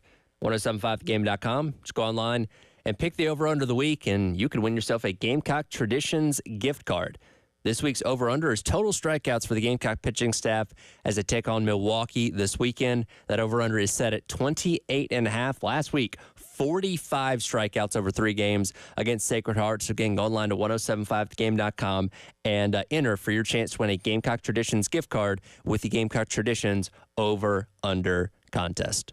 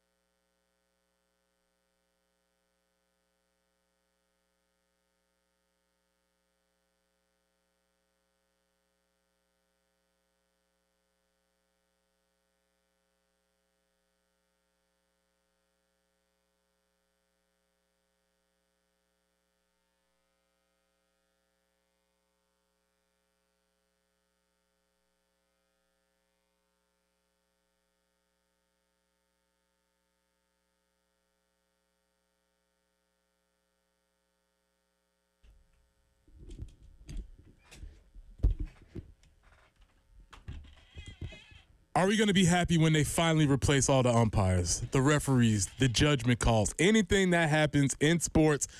Are we not going to be happy until it's all decided by a silly computer, Tyler? We think once the human element is gone, it'll all be perfect. It'll be the utopian society of sports that we no longer have to argue with that incompetent guy behind the plate or that incompetent line judge that doesn't know what a first down is, so on and so forth. But be careful what you wish for.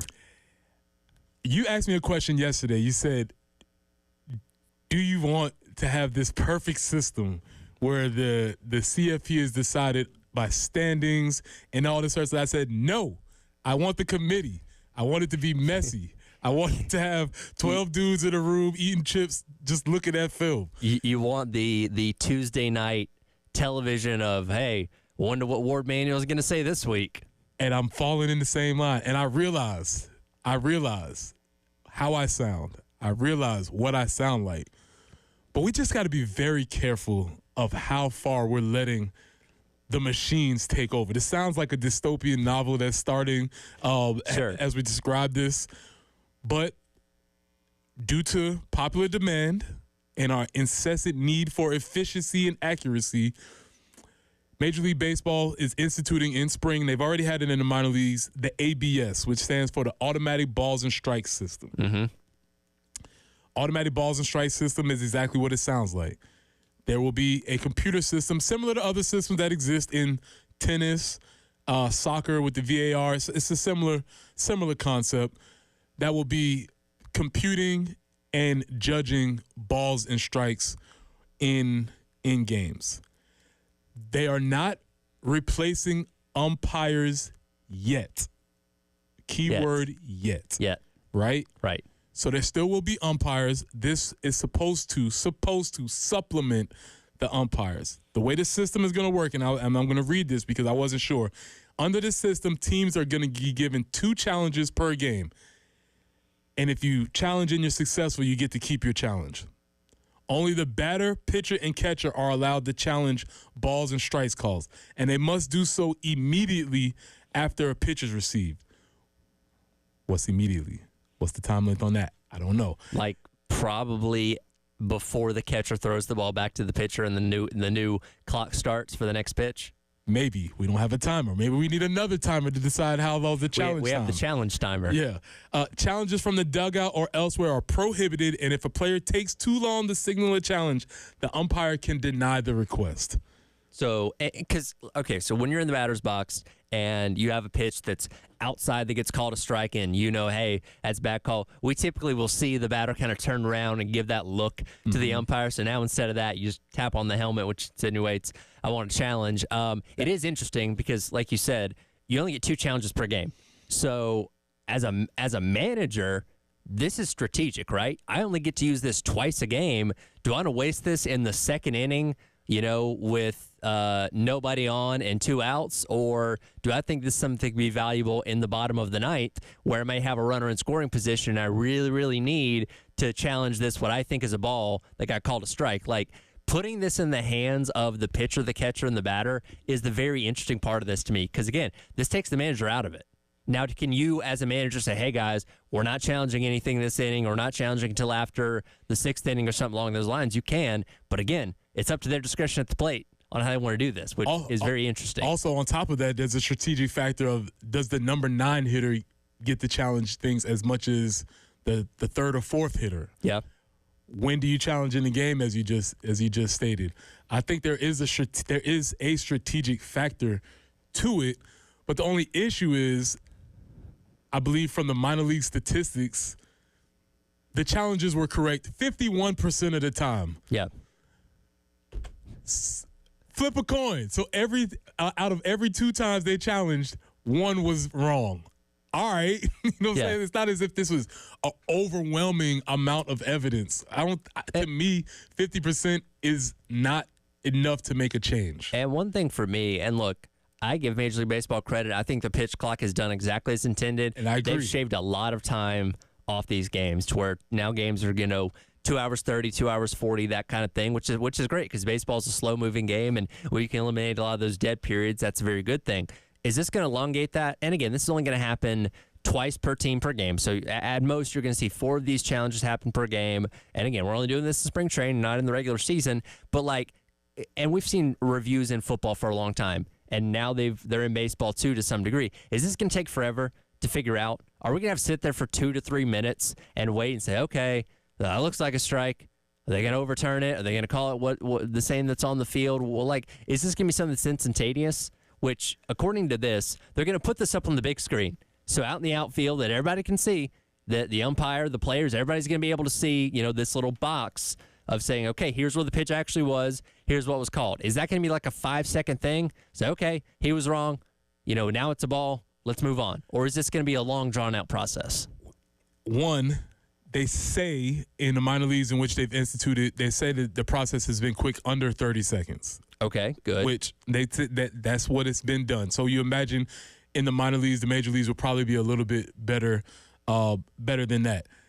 This is also affecting the way baseballs will be broadcast, because they can't have the strike zone on the screen anymore, because now you don't want people to be able to immediately decide whether something's a ball or strike based on what we've previously seen before. Right. So it's going to change the way it's broadcast also. But here's the issue though, Tyler. We're taking a sport and again trying to make it into a science. And I get it, but listen to how dorky this sounds. And I'm not even going to put any English on this. Okay. The exact dimensions of the strike zone are determined by the size of the batter and adjusted from at-bat to at-bat. The top of the zone is set at 53.5% of the batter's height and the bottom at 27%. What are we doing? Why are we giving the dork so much control over something that is artful, something that is cool? Hey, this umpire has a little bit of a high strike zone. This guy has a little bit of a wide. And you have to question, can Greg Maddux exist in this type of world? I don't know. If it's only 53.5 of the batter's height. Will Smith had a movie that shows us when robots take over, it's not always a good thing. And baseball is the one sport where the human element has been just accepted for so long. And again, they have replay review and stuff for, outs at first base and those kind of things. But I think we've just kind of all, as much as frustrating as it can be when an umpire is not calling what you want him to call, we're just like, yeah, that's just baseball. That's just how it goes. And sometimes a bang call at second base doesn't go your way, and even the replay can't overturn and those kind of things. But baseball's, the most old school sport there still is. And we've just kind of accepted it. So I'm intrigued to see where this goes and how much this catches on. I imagine it's going to be full-time in 2026. That's what they say. They try things out in spring and then institute in the next year more often than not. I don't think the umpires are going to stand for this personally. I think the public shaming of saying, hey, you got that strike wrong or you got that ball wrong, I think is going to cause a backlash within the umpires union to where I don't think they're going to want this to happen. And they're probably the group that's been fighting this for the longest time, and rightfully they should, because they're being positioned as, oh, this is going to help you do your job, but it's not really going to help them. It's going to undermine their authority. Yeah, because every pitch, even though we already are drastically against any umpire referee because of the calls that they make, this is only going to increase our distrust of the umpires. Well, and we've had this system of being able to calculate balls and strikes through computers for a while. This is the first time it's going to be instituted in the game. But I think now that, it's more of public knowledge that, hey, we're using this within the game, I think people are going to say, okay, well, let's see at the end of the game how this guy actually did. I know we only challenged 2 things, but did he get 10 strikes wrong or 10 balls wrong? Now we're going to have more accountability for these umpires, which is a good thing to a degree of what they got right and what they got wrong. I would love to know what Coach Paul Maneri thinks about this. I would love to hear his stance on this. So when we come back in at 8 o'clock, obviously we'll talk a little bit more baseball, we'll talk basketball, and we'll talk football titles. Everybody's got one. Do you have a cool one? This is the early game.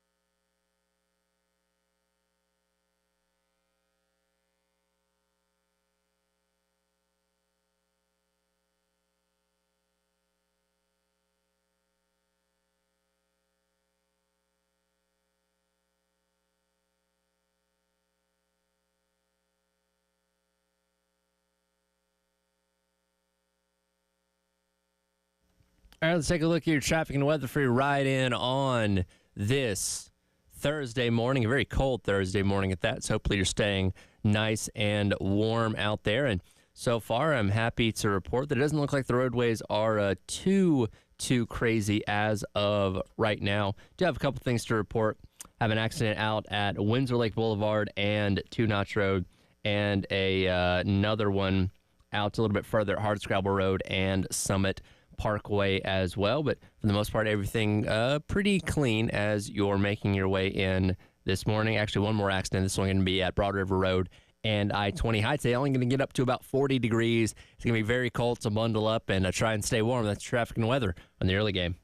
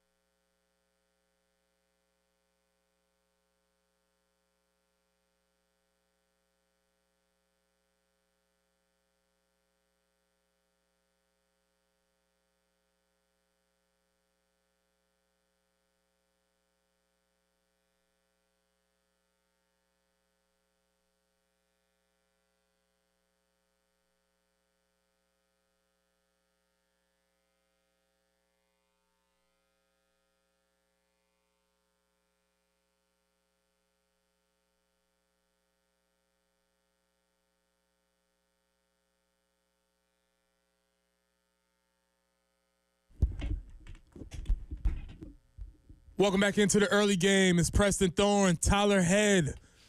The trio's a duo. Yeah, just down to us. We're gonna work the pick and roll, the 2-man weave. We'll have the 3-man weave down to the pick and roll. Yes. All right, we'll make it work. We're gonna make it work here. Yeah, I know I sounded a little bit of like get off my lawn guy. I know. And also, and I pride myself on being youthful, and I'm scolding you all about how you don't know who Drewski is and Mr. Beast. I get all of that, but some things I hold a little bit more sacred. We, as sports fans, like to have somebody to place blame on. Let's go back to in football when we used to use the BCS system, and it was just this computer algorithm that basically spit out numbers and told you what teams were the best over the other ones, and that's how we decided to play the national championship. You couldn't shake your fist at a computer because, again, it was unbiased. It put in numbers, it took in a bunch of all these factors, and spit out its rating system. Now we have a committee, and we can be angry at the committee because, well, these idiots, they don't know what they're talking about. This team's clearly better than that team, or that team's worse than that team, and all those kind of things. The human element is so delicate in sports because it gives us somebody to take out our frustration on. And when our teams are losing, well, clearly it's because the officials don't want us to win, or that umpire can't call balls and strikes correctly. That's why we didn't win that game. Like, we like having that because we like to blame people. And if we lose that in baseball completely and we just go to this automatic balls and strikes system, that takes some of the fun out of the game. Because we all love yelling at the umpire. My dad got kicked out of one of my Little League games, and he wasn't even talking to the umpire directly. He was just making a comment about him, and the guy got angry and said, you're out of here, buddy. And he had to watch the rest of the game from the tailgate of his truck. So we love those kind of things about sports and specifically baseball because it allows us an extra form of interaction, I guess. And if we take that away, and if it's just computers and, this soulless system that tells us what balls and strikes are, I think that would take some of the fun out of the game. Also, taking the fun out of the game, you don't get a chance to hear the umpires, yeah. Strike, you don't get a chance to hear that one. It's going to be like, strike 3. Yeah. The extra emphasis when he pulls back to go, because some of them really ham it up. Of course. You know what I mean? And then, because, there'd be like, you'd still have your guys on the lines and stuff like that, but we love when a manager comes out or a coach comes out and gets ejected. And the theatrics of how they throw them out. Like, could you imagine, like, if there was just, like, a laptop that's, like, sitting in one of the dugouts that's monitoring the system that, now you got to go yell at this thing because you didn't think it called a strike correctly or something like that? Like, no. We love the human element. It's the death of expertise, which is a whole longer conversation that probably not here nor there, but we just can't place it on the computer to make the decision. And we can live with there being some gray areas, and that's kind of the things that make sports, for me, more entertaining. It makes it more fun, and everything so it's precise. There is the human element that you have to play out. So we'll see how it plays out. I don't like it. But I do think, I will say this, baseball has done a great job of advancing their game and moving the game forward with some of the rule changes that they make. So I'll give baseball the benefit of the doubt because they've done a good job. They've done a good job moving the game forward. And again, if this is done correctly, it's going to be a thing that you barely notice, right? If you're watching a Major League Baseball game, hey, bottom of the 7th inning, that was a ball that they called a strike. Quick challenge, boom. If it's done in under 30 seconds, like you said they're doing in minor league baseball, you could be in the kitchen getting a drink and not even notice that it happened. And something that, again, doesn't take away from what's happening, doesn't slow the pace of the game down, which is what I'm hoping this does. Well, speaking of baseball, we have 2 family 4-packs to give out. Yes, we do. For tickets. So we're going to take callers 3 and 4 here for the series that's coming up against Maine. 3-game series. Milwaukee. I said Maine. Milwaukee, I'm sorry. Against Milwaukee. So if you want to call in, we'll take callers 3 and 4 for a family 4-packs as we look at the season. Now, 5-0. Mm-hmm. I positioned undefeated is still on the table. Yep. Everything is going really interesting this far as you're watching this season. If you did not think that the game was going to get played yesterday, it did. It did. 36 degrees at first pitch, and let's go back. Let's in case some folks are just getting with us. Let's hear clip number 8, Tyler, with Coach Maneri talking about why he decided to play this game in the elements. But, that's the thing is from day one, we preach to the players. I don't even let them talk about the weather, and I test them every so often. And when I say something about the weather, they all scream back at me. Nobody's allowed to talk about the weather. A beautiful day is when you're able to play. If you get out on the field, it's a good day. Whether it's cold, hot, windy, wet, dry, it doesn't matter. And so you prepare them for days like this. But today was a test. I mean, I don't care how much you put it out of your mind. It was cold. It was wet. It was windy. Those were as difficult a conditions as you can play. But I also told them that, look, you someday want to play professional baseball. They start the season April 1st in northern cities. And in the minor leagues, it's going to be cold. Much less in the big leagues. I mean, if you're playing in Wrigley Field or Fenway Park or Milwaukee or wherever, you're going to play in some cold conditions, and they don't put an asterisk next to the statistics or the wins and losses where the games are played in less than ideal conditions. So you have to handle it all. And I told him after the game, I'm certainly convinced that no matter what is thrown our way this year with regard to conditions, we'll be ready to handle it. Because I thought they handled it tremendously tonight. I really think we played a solid game, hit the ball hard, and really played a good game all around. The more we get to listen to Coach Paul Maneri, we get a chance to understand who he is as a coach and understand his vision and philosophy for the team. And if you was listening to that conversation, he said a couple things that I think are probably most interesting. Every time he talks, he's always future-facing. Future-facing. He said, we're going to play this game tonight in these ridiculous elements, cold, wet, rainy, windy, whatever, because there might be a day when we have to play again and we need to get a win in the SEC. He also positioned it as, hey, you guys want to go pro? Well, guess what? If you go pro, you will play in April. And if you're playing in April in Boston, it's going to be cold. Or even better, if you want to be a good pro or a great pro and you want to play in the postseason, well, guess what? It's going to be cold, wet, and rainy then too. And so you take these players, you take their goals and you attach them to what they're doing. Yes, all of them want to play in the professionals, so you provide that as an example. Secondly, you all want to be good now, so you play in these positions now. And he's building this idea of we can win through anything. It doesn't matter what the weather is, doesn't matter what the situations are, we can win. And you build that as the season comes along. And I think that's the thing that I've most taken from his press conferences is that he's always future facing and building this team. Yeah, he's creating a culture of toughness, right? To where there's nothing that's going to stop you from A, playing the game, or B, winning the game. And look, things looked pretty tight last night. They were, in a one-run game going into the bottom of the eighth inning there, and they were able to suddenly score all those runs that kind of opened things up and obviously helped them cruise to a more comfortable victory. But it wasn't a comfortable game by any means from the standpoint of the way it was played and obviously the elements you were played in, but you found a way to win. And again, when you can use those as teaching moments, say, hey guys, later on in the season when you're, taking on Arkansas or something like that and things are looking a little bit tough, hey, remember what happened against Queens? We were out there in 30 degrees and it was raining sideways and we found a way to win that game. We can do the same thing here. And again, it's those teachable moments that kind of instill those things. Because again, we're talking about 18 to 22-year-olds, very impressionable. Things that guys that you can still mold and kind of, manipulate. It's not the right word, but, teach in certain ways. And something like that, what happened yesterday, I think can go a long way. Also, when you're thinking about the teaching element, the idea of you being freezing cold and wet, that's going to put an imprint on your brain. Like, oh, yeah, I will remember this game forever. Yeah. They will always talk about, they remember that. Because in what other instance would they remember a midweek game against Queens University?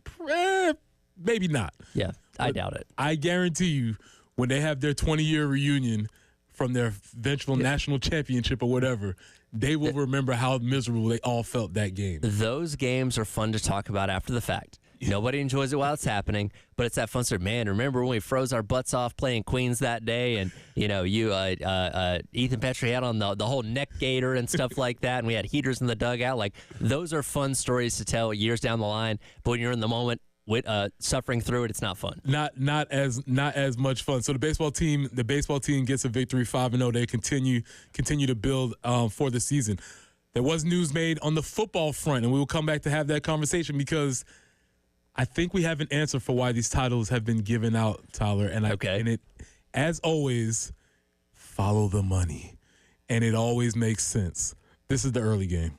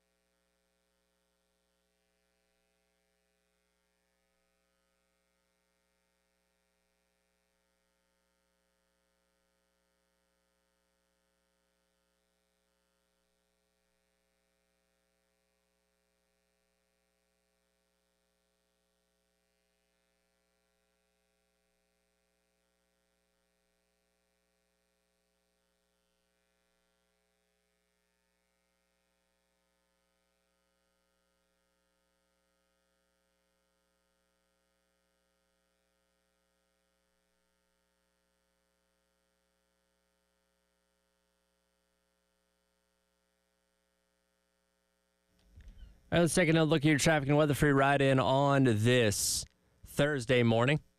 Still a few things to report out there on the roadways. Still have the accident at Broad River Road and I-20. A couple things picking up as well over in Lexington. Has an accident at I-20 East right there at exit number 61. So be careful as you're making your way through that area. Also still having the accident out at Windsor Lake Boulevard and Two Notch Road as well. Let's take a peek at the weather as, once again, it is very, very cold today.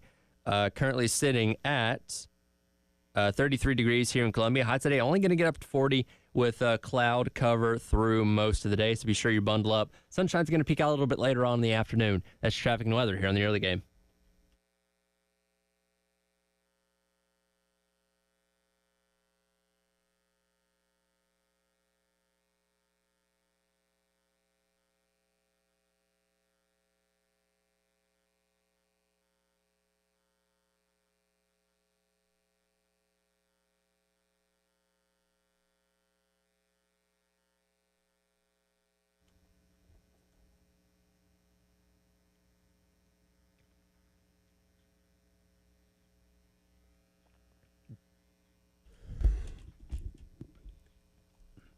New titles.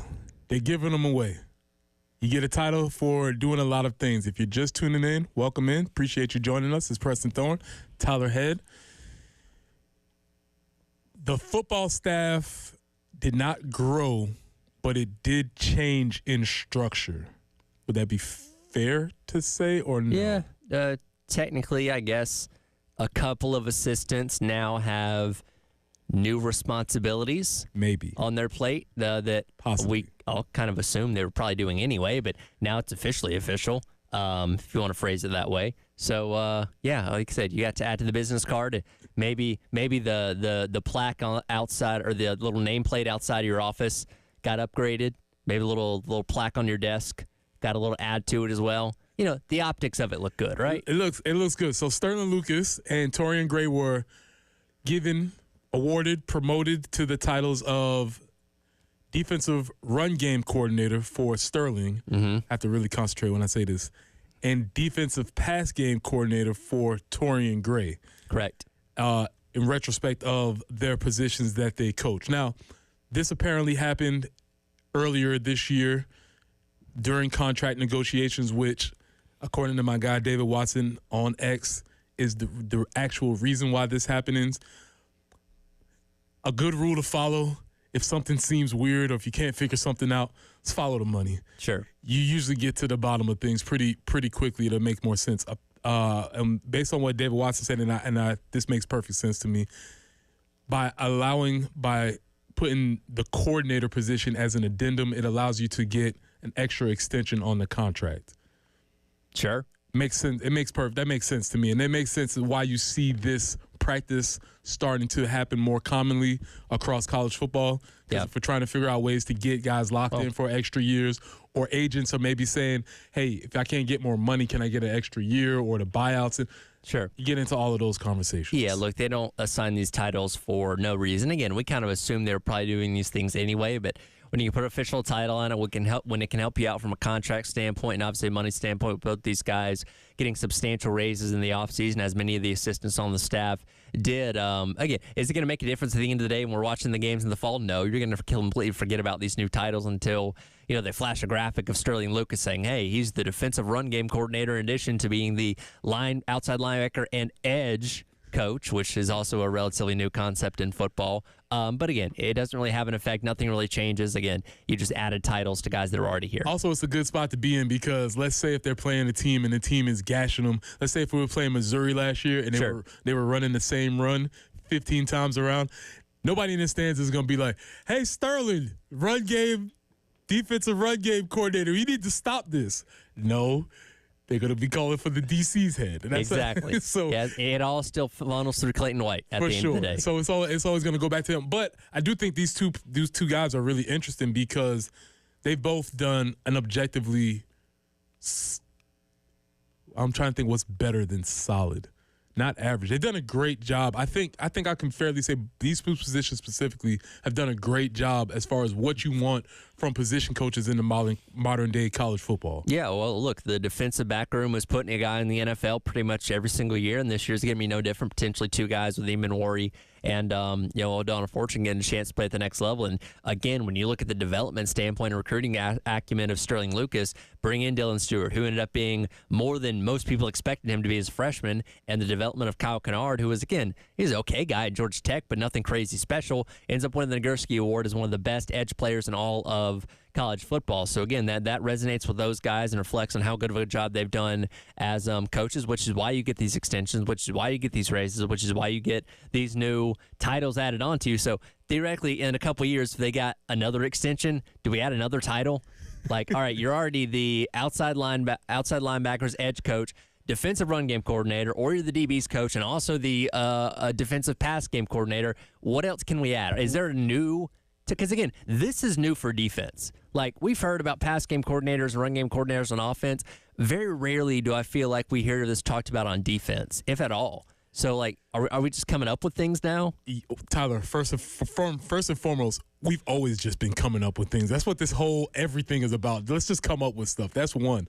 But two, also, Tyler, there's always more room.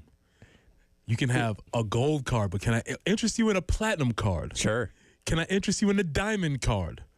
Would you like the kryptonite card? We can always find a way to make more space. Don't ever think that we're limited in what we can make up. And look, coaching staffs in football are obviously the biggest in all of organized sports because you have so many different positions and all that kind of stuff, and you got a coach for every position, an assistant coach for every position, an analyst for every position, and all those kind of things. And especially now with college football allowing analysts to become a part of the on-field coaching, you find new titles for these guys. And, I made the joke earlier about the University of Florida where they have titles for everybody. They have executive head coaches. Not head coaches, executive head coaches. I don't know what that means, but that's a title at Florida that somebody came up with. Which, by the way, is the executive coach different from the assistant head coach? They had an assistant head coach, too, but they also have an executive head coach. I'm like, I don't know what that means necessarily, but you know what? It looks pretty darn good on a resume or on your nameplate. I mean, who means more at the bank? That's the only question that you got to answer. Like, does the executive coach make more than the assistant head coach? So Coach Scores Napier is the head coach there,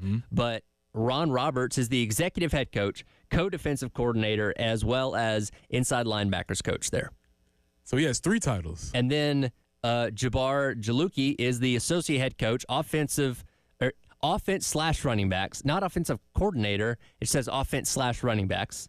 So I don't know what the distinction there is, but he's the associate head coach. So what's the difference between associate head coach and executive head coach? I don't know. What I just heard from you just now is that we still don't have any co-coordinators on our staff.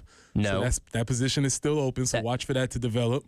And that's one thing I've always found intriguing as well. It's like, how do you coexist as coordinators? Again, if it's just in namesake, you can just give somebody a title. It's very difficult. Unless you're alternating calling plays per drive, then somebody's calling the plays in the game. Yes. That, to me, is the offensive coordinator. Yes. You can be the offensive assistant or the assistant to the offensive assistant, to quote The Office. But if you're calling plays, you're the offensive coordinator in my mind. Yeah, and that's why it's really interesting when you think about it from a practical scale. On offense, it's a zero-sum game. You either run the ball or you pass the ball. So when you have a staff like the way ours is currently constructed, Sean Elliott's the run game coordinator. Mike Ferry's the passing game coordinator. Mike Shula's the OC. Yes. That can work in a bunch of different ways. But I always say, when it's 3rd and 4, who are we talking to? Are we talking to the run guy because he wants to run the ball? Sure. Are we talking to the pass guy because he wants to throw the ball? Is the run guy the offensive line coach because he wants to run a specific type of run? If it's the wide receiver coach, he wants to throw the ball a specific way. If it's the quarterback guy, he has his ideas. So every staff can figure that out for himself. It's a little bit different on defense because they all work together all the time. And so if you have a run game guy, just because I want to do these things in the run game, I can't just decide to do them without incorporating. Sure. Are we walking the 8th man into the box? How are we fitting? Are we spilling? Now we're getting real football handsy here, but it's all coordinated. And so it's probably in title only. And as somebody texted in, it may be your weekly duties leading through the week. Preparation thing, and you have everything in place that you're now giving to, in this case, Clayton White, okay, here's what we have for the game. You're calling all the plays, and again, you're still coaching your individual groups and all that kind of stuff on the sidelines. But yeah, it's not going to get to third down and suddenly Lucas says, hey, we got to put this in here. You got to call this or whatever. Or Torian Gray saying the same thing. Like, no, you're still giving all the discretion to your play caller. But in the days leading up to it, your preparation, your film review, all that kind of stuff, you've zeroed in on this one element of the defense, and that's kind of your responsibility to get the personnel right, the match scheme, whatever it may be, to make sure you're in the best position for Clayton White to be able to call the right thing to stop whatever the other team's doing. And here's a hint. Every position coach is always angling for their position. Oh, sure. So if it's 3rd and 5, the defensive line coach is like, come on, coach, let us get a stunt. Come on, Yeah. get us on. The DB coach, it depends. If he thinks he has good man guys, he's like, man, lock us up. We can lock him up. Yeah. Or if he's a little bit hesitant, he's like, come on, coach, don't blitz too much. Let's play a zone. Hey, it's 3rd and 8. They might run here. They're going to do things they least expect. That we're least expecting. I'm just saying they might do it. That's always an option. And what I positioned during the 6 o'clock hour for those joining us now is that since we're just making up titles anyway, sure, can't we come up with something cooler than defensive run game coordinator? We had some entries in here earlier. I had a couple of positions. I said, why wouldn't you call yourself the Sultan of Sacks? Or maybe Torian Gray could call him the king himself, the king of coverage. Yes. That's better than run game coordinator. What were some other entries that we had? Somebody asked, can we get an onside kick return game coordinator? Sure. Is that coming next? That's probably. MW says, how about assistant vice defensive run game coordinator? Like it. Because it says vice is going to come at some point. Like that seems to be the next logical step here. Vice coordinator. Yeah, that is definitely on the way. You already have co-defensive line coaches, and I know. See, I'm coordinator in chief. You're vice coordinator. Yeah, there's that. David Watson also, he had a amazing, awesome tweet giving us the information, and also he said that maybe Colonel Pickens. Okay. Can we get CEO of the offense? Is that a thing? Can we make that a thing? Sure. Yeah. We can do that. Can we treasurer of the defense? Yeah. Yeah. You can be the treasurer of the defense. You can be the director of procurement. Maybe when you were giving out. Yeah. We're not doing props on the sideline very much anymore, are we? No, I don't think so. But you could have been the distributor of the turnover chain. Yeah. Maybe you were the holder of the turnover. Sure. There's a lot of ways we can go with this. Keeper of valuables on sideline. Keeper of valuables. There's a lot of ways we can go with this. All I would say is I would just challenge everybody, hey, if we're making stuff up, let's go ahead and make it cool anyway. So we don't have to say these. And shout out to these fellas. Congratulations on the raise for boring titles. They can do a lot better than that. Speaking of a man with a real title. Yes. When you go, see, this is what a title is supposed to be. I'm going to Darlington. I want to speak to the president. Boom, Josh Harris. You know who you're going to find. We got Josh Harris coming back on the other side. This is the early game.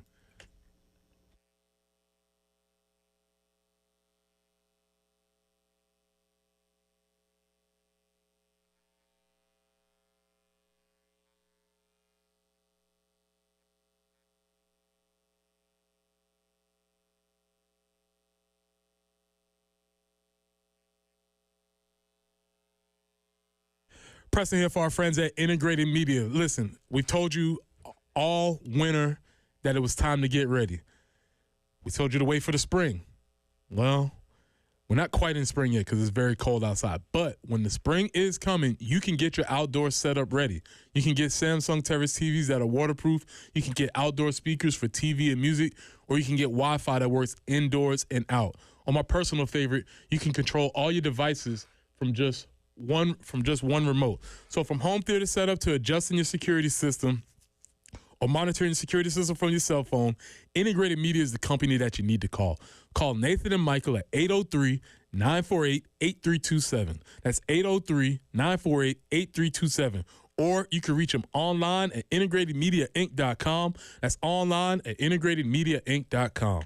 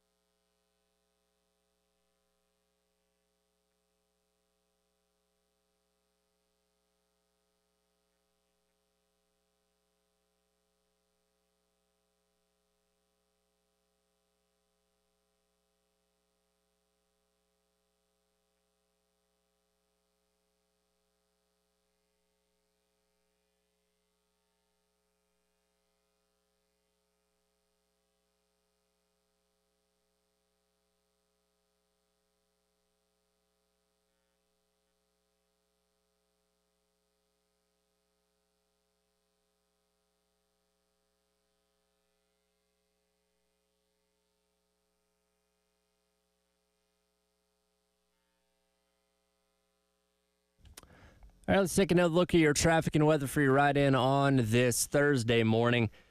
Things picking up on the roadways a little bit. Have a new accident to report. This one out at I-20 eastbound and exit number 71. So be careful as you're making your way through that area. Still also have the accident on I-20 eastbound at exit number 61 as well over there in Lexington. So be mindful as you're making your way through that area as well. And then still have a couple of accidents to report from a little bit earlier on, including a new one here at US 321 and Coon Store Road. Be careful out there. And one from earlier at Hardscrabble Road and Summit Parkway. Still sitting at about 33 degrees here in downtown Columbia. High today getting up to 40. That's traffic and weather here in the early game.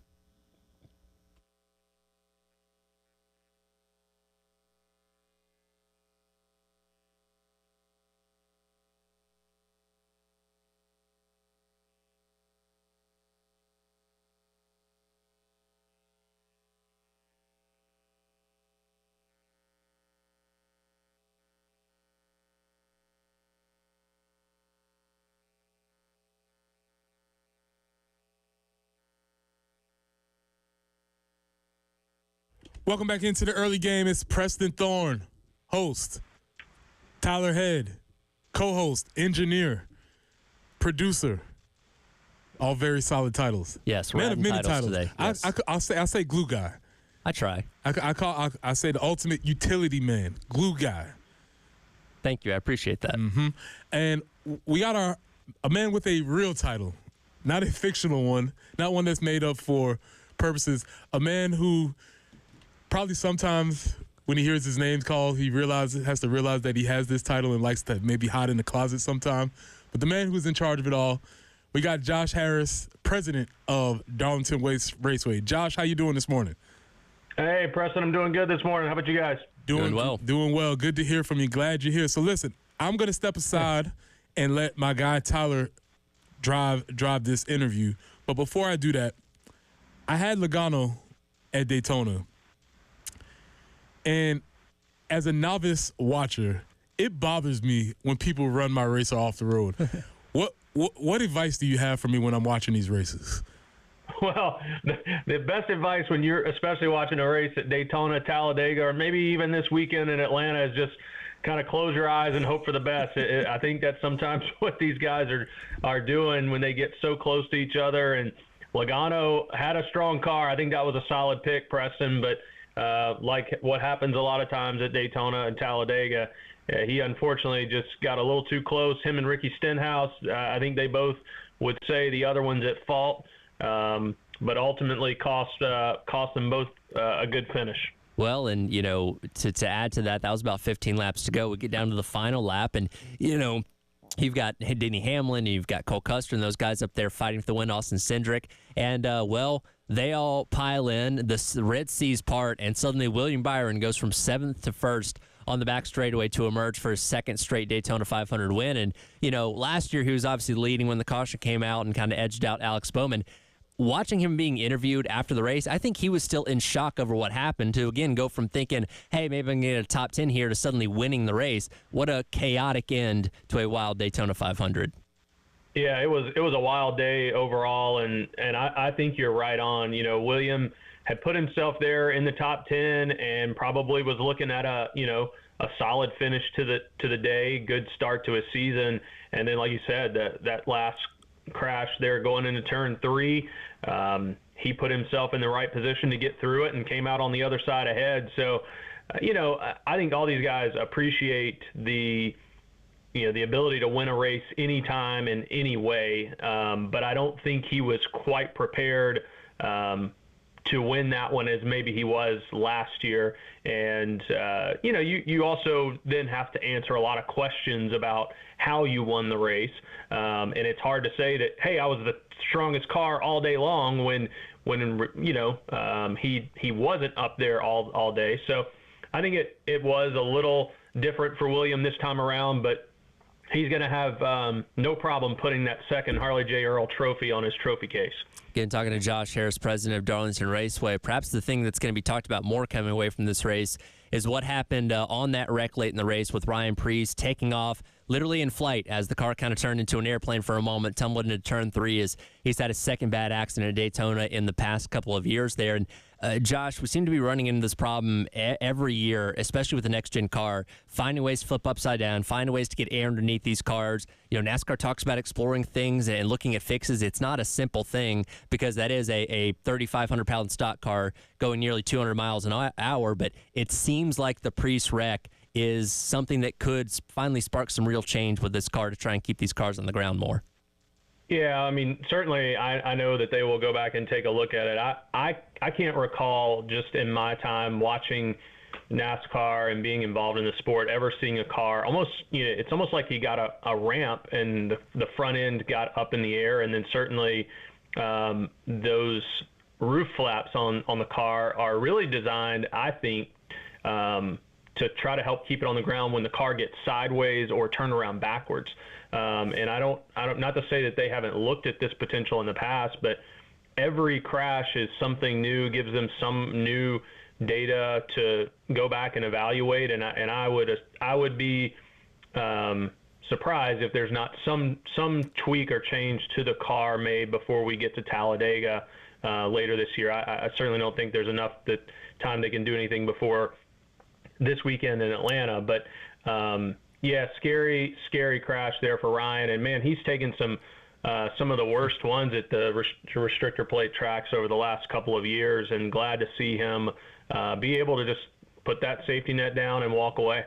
And in the fallout of everything that happened on Sunday afternoon at Daytona, there's been an industry-wide discussion over where we're at with particularly super speedway racing right now, but I want to kind of pull this out to NASCAR in general, and being the president of a racetrack, get your thoughts on this, because NASCAR is a sport, but it's also an entertainment product. There's a lot of people that think maybe the needle's pushed a little too far towards the entertainment side in a lot of ways, while we're maybe trying to get away from the sporting aspect to some degree. As somebody that, again, is in charge of a racetrack himself, how do you think NASCAR needs to balance the entertainment versus sport aspect of racing on a consistent basis? Well, it is a fine line to walk. There's the racing purist that wants to see the cars race the way they have over many years, and then there's the aspect of it where as a sport we have to provide entertainment in order to grow the sport, to attract audiences. But to me, there is a way to achieve a balance. And I think we're fortunate here at Darlington because, the track is so tough. It is not a track that you're just going to show up and cruise around here. So it's going to give you that purist, the purist, the racer. It's going to give them what they want to see, but it's also entertaining. It's a lot of history. So from my perspective, I'm a fan of the sport as well, and I want to see the racing be the best that it can be and the most compelling that it can be. And that doesn't always mean that it's going to look exactly the way it looks today. And I think that that's something NASCAR is continuing to work through with this car. So it is a balance, but I think it's our responsibility to try to find where we can meet both that hardcore race fan and the casual entertainment sports fan. We'll head off to Atlanta this weekend for race number 2. It is time to get into some picks. Jen came out on top last week picking Chase Elliott to finish the highest. He was 15th overall. Looks like Reggie came in second with Stenhouse Jr., Bill in third with Hamlin, Josh in fourth with Keselowski. And unfortunately, Preston, as fast of a car as Logano had, he did come in last at 35th. That's okay, though, because we're back at a super speedway again. Give me my guy one more time. Rolling with it again. Let's go with Joey Logano one more time. Staying with it. All right, let's see here. Josh, you will have the next pick. I'm going to go with Ryan Blaney. I'm going to stick with a Ford as well. All right. So we got Reggie at pick, or excuse me, Bill. We still got to wait on Bill's pick. I don't have Bill's pick right now. I got you have it. Bill's pick? What is Bill's pick? Let me do this. I don't know the first. He had Blaney, but that's taken Cindric. Oh, Austin Cindric. Okay. So we got 3 Penske cars already here. All right. One of those guys should have a good shot at winning on Sunday. Reggie is going to go with Christopher Bell, number 20 car, and then finally, Jen, last but not least, by virtue of being the number 1 pick number 1 finisher last week, going to go with Chase Elliott once again. She's going to ride the hot hand and see if Elliott can get maybe a win in his home track for the second time ever. Josh, it was a thrilling start to the season last weekend, and man, it's going to be before too long. We're going to be out at Darlington for Throwback Weekend coming up in early April. That's right. April 5th and 6th, going to be here before we know it. Just encourage everybody to get your tickets at darlingtonraceway.com, and we'll talk to you guys next week. Absolutely. Appreciate it as always. That is Josh Harris, president of Darlington Raceway. And Preston, better luck this week. Yeah, we're going to do better this week. I feel it. I feel it. Appreciate it, Josh. When we come back, let's wrap this show up. Let's hear some more titles. Let's get rid of the ABS. This is the early game.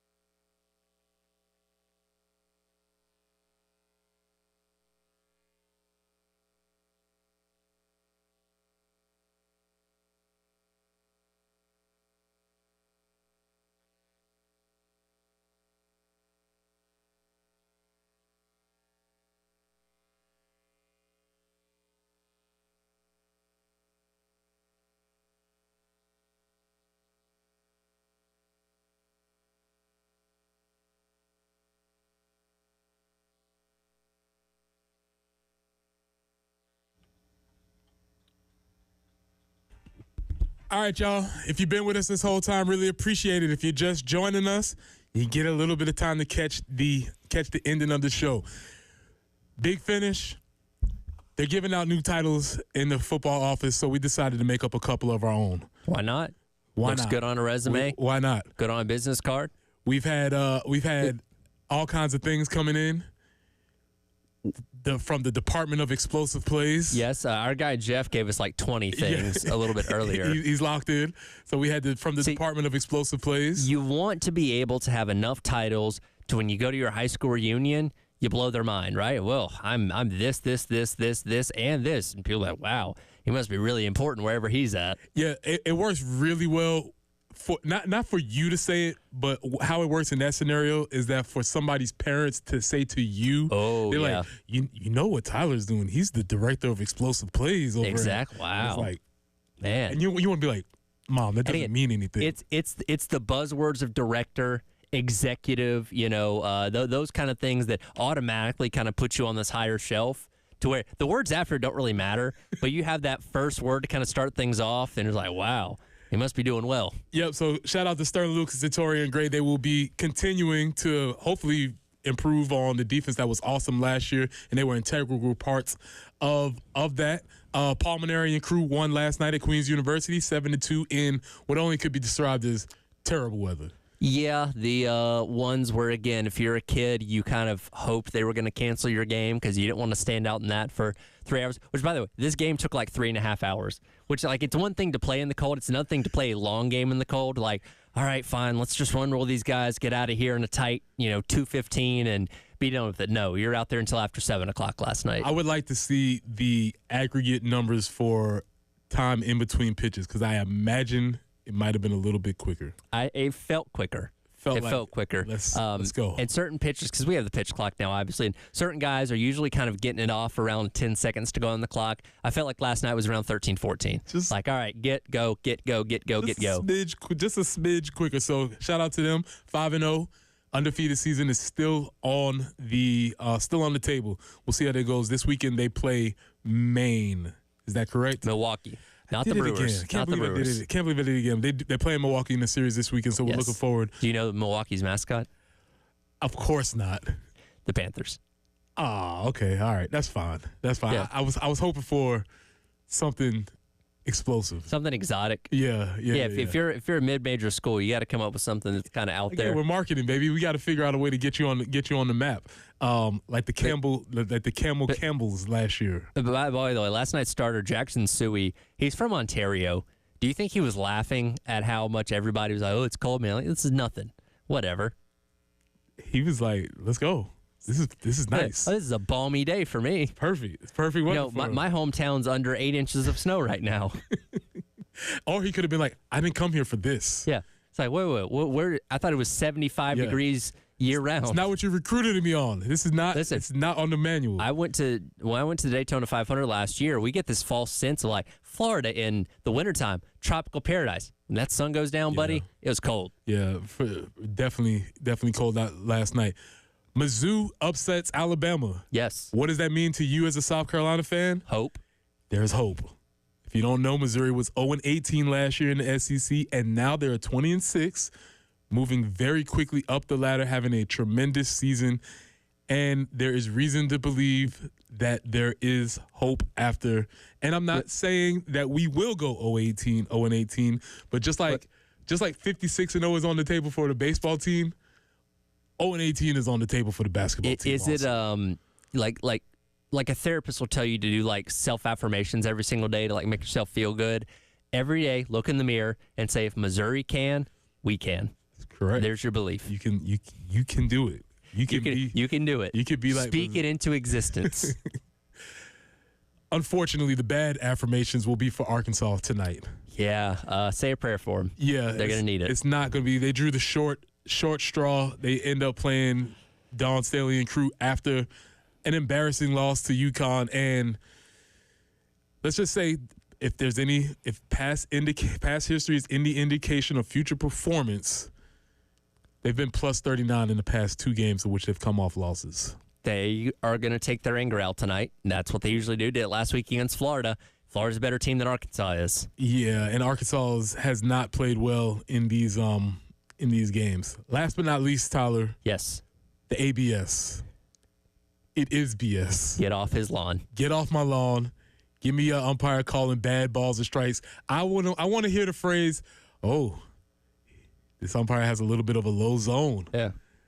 Ooh. You love the fans in the audience. Come on, Blue. My grandma could have called that. How are we going to say that to the ABS system? Right? You can't even properly protest an ABS call. Got that wrong. His system's probably not upgraded. Exactly. Which, by the way, according to what I've read, is only right 51% of the time as far as the challenge is concerned. So when you challenge, you only are right half of the time. And can I say the same thing about umpires when you're calling something that's, at the edge of the zone? They're probably right about half the time. Again, if you have the ABS system, can Greg Maddux work the edges? Can Tom Glavine's change up, fall outside? Can you paint the corners? Can't paint the corners in the ABS system, man. And that's what we're here for. We are here for pitchers painting the corners. We don't need all the exactness. We don't need all of the efficiency taken out of the game. I said it earlier. Will Smith showed us in 2004 robots taking over is not always a good thing. We don't need it at all, man. Again, thank y'all for listening. We appreciate your time. We'll be back in tomorrow. Yep. We'll see what the sports gods hand us today. Yep. Who knows? Who knows what's going to happen? But Mauling on the basketball court. I'd court. imagine they'll be pretty bad for Arkansas. But appreciate y'all listening. Yep. This is the early game.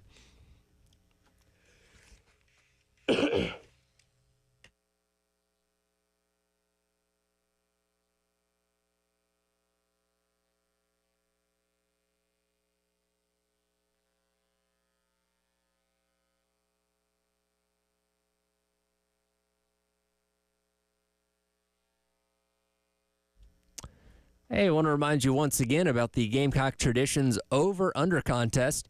Just go online to 1075thegame.com, click on Contest, and pick the Over-Under of the week for your chance to win a Gamecock Traditions gift card. This week, the Over-Under is total strikeouts for the Gamecock pitching staff as they take on Milwaukee this upcoming weekend. That line set at 28.5. So again, go online, pick Over-Under, and whatever the choice is, if you win, then you could get yourself a Gamecock Traditions gift card. By the way, 45 strikeouts this past weekend as they took on Sacred Heart, if you want to use that as your litmus for what you're going to decide to do. So again, the Gamecock Traditions Over-Under Contest on 1075thegame.com.